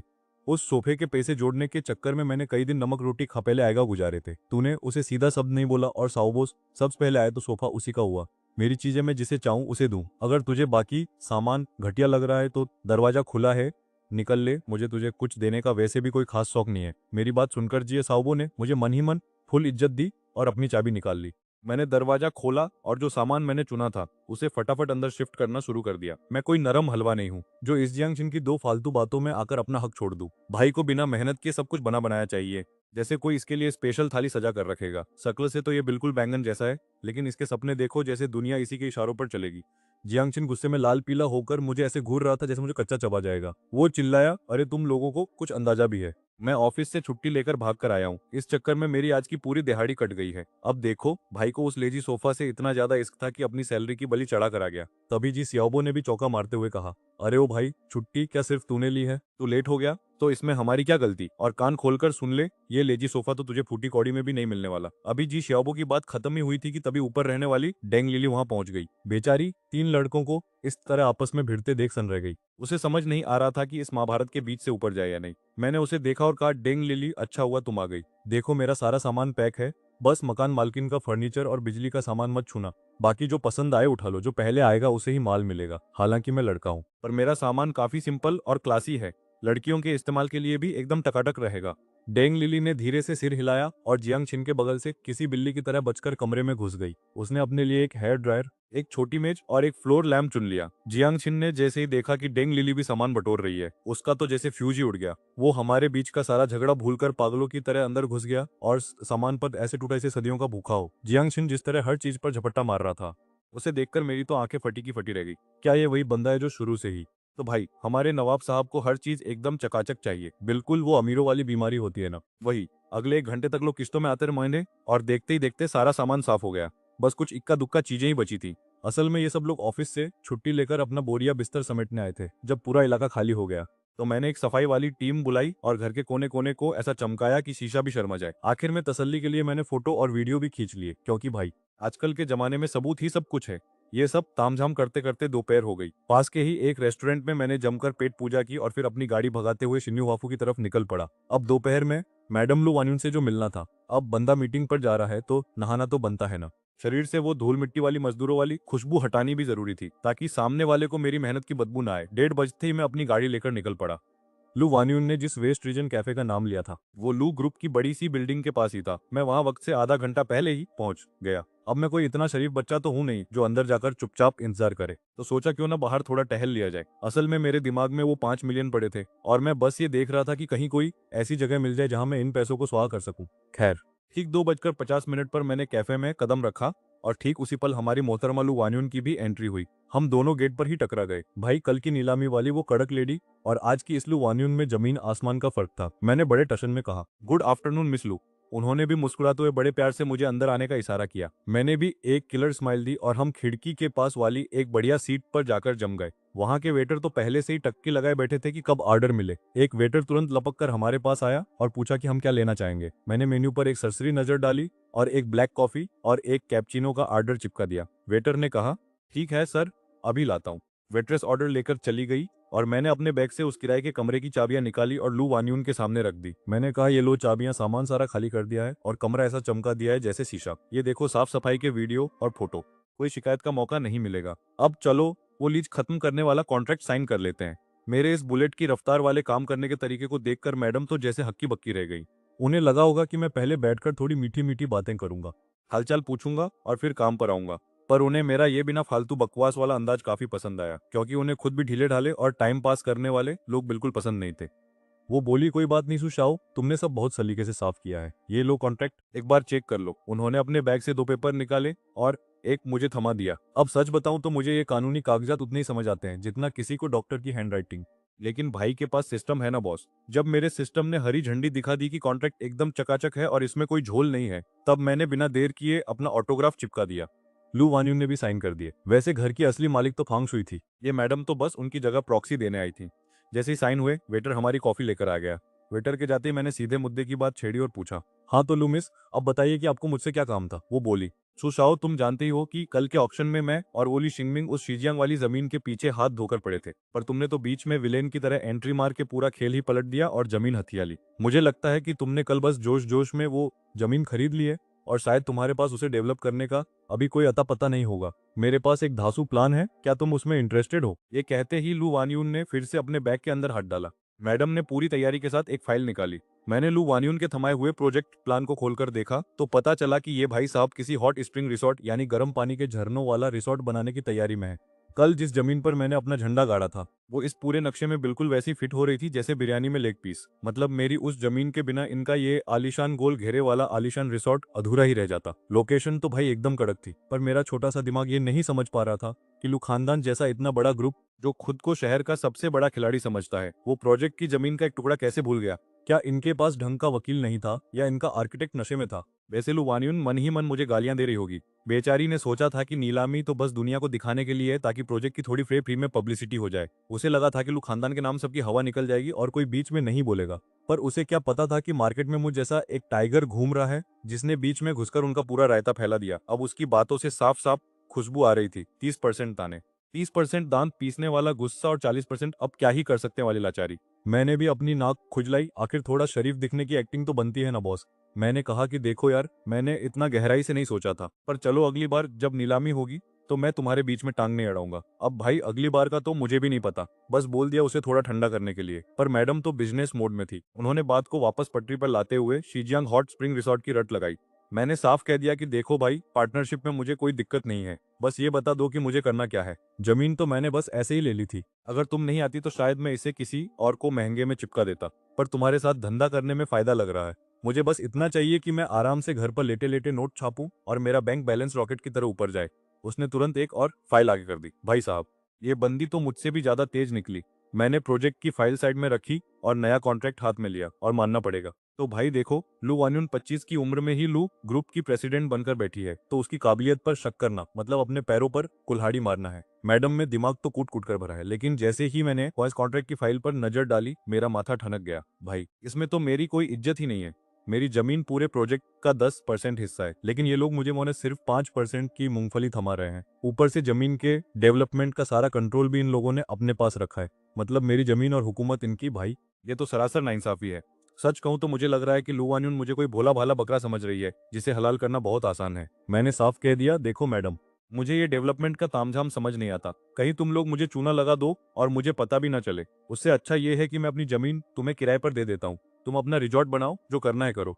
बस हर 3 महीने में चुपचाप मेरे बैंक अकाउंट में किराया ट्रांसफर कर देना। मुझे यकीन है कि इतने बड़े लू ग्रुप की हालत इतनी भी खस्ता नहीं होगी कि वो थोड़ा सा किराया न दे सके। अब इतनी भी गरीबी नहीं आई होगी, है ना। देखो भाई, पार्टनरशिप सुनने में तो कूल लगती है, लेकिन जब तक रिजॉर्ट से नोट नहीं बरसेंगे तब तक मैं क्या अपनी उंगलियां चबाऊंगा। किराया तो भाई एग्रीमेंट साइन होते ही पक्का है, पैसा कम हो या ज्यादा, मुझे बस एक फिक्स इनकम चाहिए। मेरी ये बात सुनकर तो लू वान्यून के फ्यूज ही उड़ गए। उसने सपने में भी नहीं सोचा था कि कोई ऐसा ऑफर देगा। अक्सर जो लोग इनके साथ हाथ मिलाते हैं उनके पास खुद का प्रोजेक्ट चलाने के पैसे नहीं होते, इसलिए वो पार्टनरशिप के लिए गिड़गिड़ाते हैं। उसने कहा, सुशाओ, तुम्हारा ये आइडिया तो काफी नया और अजीब है, लेकिन मैं अकेली ये फैसला नहीं ले सकती। मुझे कंपनी के बाकी बोर्ड मेंबर्स के साथ इस पर चर्चा करनी होगी, उसके बाद ही मैं तुम्हें कोई जवाब दे पाऊंगी। अरे भाई, मुझे कोई जल्दी नहीं है और नहीं मेरे पास पैसों की कोई कमी है। ये प्रोजेक्ट कब शुरू होता है और कब नहीं, इससे मुझे घंटा फर्क नहीं पड़ता। लेकिन हाँ, लू कंपनी वालों के लिए तो टाइम ही पैसा है। मैडम लू वान्यून ने अपनी ब्लैक कॉफी का आखिरी घूंट भरा और मुझे टाटा बाय बाय बोल दिया। अब भाई, इतनी बड़ी कंपनी की मालकिन है, उसका एक एक सेकंड करोड़ों का है। मेरे जैसे वेले इंसान के साथ इतनी देर बैठकर कॉफी पीना ही उसके लिए बड़ी बात थी। शुक्र है जाते जाते वो बिल भरना नहीं भूली, वरना मुझे अपनी किडनी गिरवी रखनी पड़ती। मैंने बड़े आराम से अपनी कैपुचिनो खत्म की और टशन में कैफे से बाहर निकला। टहलते हुए मुझे वहां एक बड़ी जबरदस्त पुरानी स्टाइल वाली मर्दों के कपड़ों की दुकान दिखी। दुकान की मालकिन जियांग याकिन नाम की एक आंटी थी, जिन्होंने खुद को कुछ ज्यादा ही मेंटेन कर रखा था। उन्होंने एक फिटिंग वाली ड्रेस पहनी थी और चेहरे पर इतना मेकअप था कि पूछो मत। अगर वो खुद नहीं बताती कि उनकी उम्र 50 पार है, तो कसम से मुझे तो लगा था कि वो अभी सिर्फ 30 साल की कोई जवान हसीना है। वैसे भी मुझे इन विंटेज कपड़ों से कुछ ज्यादा ही लगाव है, इसलिए मैं सीधा वहां पहुंच गया। पर टाइम कम था, तो मैंने ज्यादा शॉपिंग नहीं की और जियांग याकिन से 2-4 बातें करके वहां से निकल लिया। मैं अपनी गाड़ी की तरफ बढ़ रहा था और जैसे ही चाबी निकालकर दरवाजा खोलने वाला था, तभी पीछे से किसी ने मेरा नाम चिल्लाया, सु नियन भाई। मैंने मुड़कर देखा तो वहां कोई और नहीं बल्कि अपना पुराना सिरदर्द शु शिनियन खड़ा था। आते ही उसका ज्ञान शुरू हो गया। ओए, तू यहाँ क्या कर रहा है? तुझे पता भी है ये कौन सी जगह है? ये लू ग्रुप का इलाका है भाई। यहाँ तेरे जैसे लोगों का कोई काम नहीं है। यहाँ सिर्फ वो लोग दिखते हैं जो दिन रात काम में घिस रहे होते हैं। अब मैं उसे ये तो नहीं बता सकता था कि भाई, मैं अभी अभी इसी कंपनी की असली मालकिन के साथ डेट जैसी कॉफी पीकर आ रहा हूँ। शु शिनियन के चेहरे के एक्सप्रेशन देखकर साफ लग रहा था कि वो मुझे कुछ ज्यादा ही नीचा दिखाने की कोशिश कर रहा है। लोग तो यही समझेंगे कि मैं सिर्फ लंबी लंबी फेंक रहा हूँ। खैर, कल अपना ये चमन चूना यानी कि चियान अस्पताल से डिस्चार्ज हो रहा है और परसों दादाजी का 80वां जन्मदिन है। मेरी प्यारी दीदी ने आकर फरमान सुना दिया कि चलो मेरे साथ, मैं तुम्हारे लिए बढ़िया सा सूट वूट सिलवा देती हूँ ताकि तुम पार्टी में शिरकत कर सको। मैंने भी साफ मना कर दिया, भाई मुझे खुद चलकर बेइज्जती करवाने का कोई शौक नहीं है। मुझे अच्छे से पता है कि ये लोग क्या खिचड़ी पका रहे हैं। दादाजी की पार्टी में ये मुझे अपना गोद लिया हुआ बेटा घोषित करने वाले हैं ताकि इनकी इज्जत भी बच जाए और मेरा पत्ता भी कट जाए। मतलब हद है यार, मानहुआ के राइटर भी क्या क्या लॉजिक लगाते हैं। ये लोग खुद को क्या समझते हैं, चमचमाता हुआ नोट? अगर मेरे पास ये सिस्टम और अंधा पैसा नहीं भी होता, तब भी मुझे इस शू फैमिली के नाम की रत्ती भर भी परवाह नहीं होती। अब दीदी का इमोशनल अत्याचार शुरू हो गया कि तुम मम्मी पापा के सगे बेटे हो, तुम्हें तो आना ही पड़ेगा। मैंने भी सोचा चलो आज इनका मीटर ही डाउन कर देता हूँ। मैंने पूछा, जब से तुम लोगों ने मुझे ढूंढा है क्या एक धेला भी दिया है? कभी गलती से भी पूछा कि मैं जी रहा हूँ या बस कट रहा है? उस लाडले चियान की महीने की पॉकेट मनी कितनी है और मुझे अब तक क्या मिला? उसे हर साल जन्मदिन पर क्या क्या महंगे गिफ्ट मिलते हैं और मुझे क्या मिला? ये सब असल में मेरा हक था और मैं उससे कुछ वापस नहीं मांग रहा। यही मेरी शराफत है। अगर खून का रिश्ता है बॉस, तो तराजू के दोनों पल्ले बराबर होने चाहिए ना। सुना है उस लाडले को महीने का 10 लाख मिलता है। मैं अभी 21 साल का हूँ, यानी पूरे 252 महीने। हिसाब लगाओ तो टोटल 25 करोड़ 20 लाख बनते हैं। तो मेरी सगी दीदी और प्यारे मम्मी पापा, क्या आप मेरा ये पिछला बकाया क्लियर करने का कष्ट करेंगे? मैंने ये जो पूरा हिसाब किताब समझाया है। लेकिन भाई, इतना सारा कैश एकदम से निकालना इन रईसों के लिए भी टेढ़ी खीर है। आखिर सारा माल तो कंपनी के बैंक अकाउंट्स में लॉक है, इनके खुद के पर्सनल अकाउंट में तो बस चिल्लर ही पड़े हैं। अब हर कोई मेरी तरह लकी थोड़ी है जिसके पीछे एक पत्थर दिल वाला सिस्टम बैठा हो, जो बस अंधा पैसा बरसाता रहता है। खैर, मैंने इन लोगों को 100 बार समझा दिया है कि मुझे उस घटियासु परिवार में वापस नहीं जाना। अगली बार अगर रास्ते में टकरा भी जाओ तो ऐसे मुंह फेर लेना जैसे हम एक दूसरे के लिए अनजान हैं। और भाई, ये जो नमक हराम और एहसान फरामोश वाला ड्रामा करते हो ना, वो बंद करो। तुमने मुझे पाला पोसा कब था, जो अब मुफ्त की रोटियां तोड़ने का ताना दे रहे हो? मैं सुसिंग यान को वहीं धूल चटाते हुए अपनी शानदार पोर्श काइन की फ्रंट सीट पर जा बैठा और एक्सेलरेटर दबाते ही हवा से बातें करने लगा। मेरे पीछे पीछे मेरी बाउंसरों वाली गाड़ियां भी बिल्कुल ऐसे चिपक कर चल रही थी जैसे फेविकोल का जोड़ हो। सु सिंह यान तो वहीं खड़ा अपना सिर खुजला रहा था कि इस कल के भिखारी के पास पोर्श खरीदने का पैसा कहां से आ गया। पर अभी उसका दिमाग और चकराने वाला था, क्योंकि तभी उसके फोन की घंटी बजी और सूची यान की वो चिड़चिड़ी आवाज उसके कानों में गूंजने लगी। बेचारा सिंह यान, पहली बार उसे अपनी लाडली बहन की आवाज सुनकर ऐसी फीलिंग आ रही थी जैसे किसी ने कान में गर्म तेल डाल दिया हो। अब वहां क्या महाभारत चल रही है?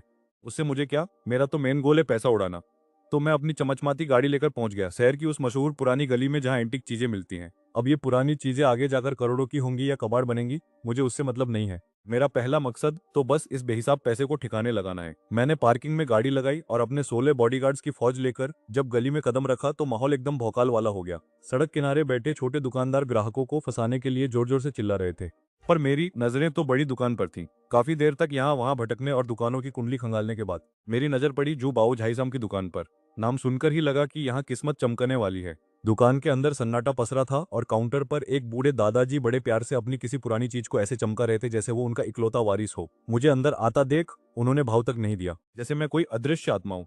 पर दुकान का ठाट बाट देखकर लगा कि यहाँ माल असली मिलेगा। मैंने भी बिना टाइम वेस्ट के सीधा मुद्दे की बात की। ओ दादाजी, मुझे एक कड़क वाला जीशा टी शर्ट चाहिए। मेरे हुआफू नंबर 1 वाले विला के टी रूम के लिए एकदम फिट बैठना चाहिए। अफसोस मेरे पास कोई चाय का सेट नहीं था, क्योंकि मैं वैसे भी चाय वाय ज्यादा पीता नहीं हूँ और कभी जरूरत भी नहीं पड़ी। पर आज के इस पैसे उड़ाने वाले टास्क ने मुझे याद दिला दिया कि मेरे चाय के कमरे में बर्तनों का अकाल पड़ा है। इसलिए मैं यहाँ चला आया। मेरी बात सुनकर वो बूढ़े बाबा, जो अपनी दुकान चमकाने में लगे थे, उन्होंने काम रोका और बड़े प्यार से सामान काउंटर पर रख दिया। बोले, बेटा, चाय के बारे में कुछ जानते भी हो या बस मुंह उठा के आ गए? बाबा थोड़े ठंडे मिजाज के थे पर फिर भी जवाब सीधे दे रहे थे। मैंने साफ कह दिया, देखो बाबा, मैं आपसे झूठ नहीं बोलूंगा। मुझे चाय की रत्ती भर समझनी है। बस मेरे चाय वाले कमरे में एक सेट की कमी है और मेरे पास इतना पैसा है कि मुझे समझ नहीं आ रहा कहाँ फेंकूं। मुझे बस खर्चा करना है, चाय से मेरा क्या लेना देना। बाबा कहने लगे, जब कुछ पता ही नहीं तो ये कीमती पर्पल क्ले वाले बर्तन लेकर क्या करोगे? बाहर से कोई भी सस्ता मॉडर्न सिरेमिक सेट ले लो।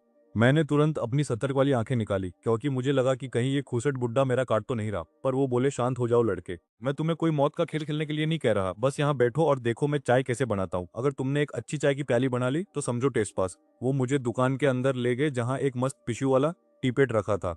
भाई, उसे देखते ही मेरा दिल आ गया। इतना क्यूट था कि क्या बताऊं।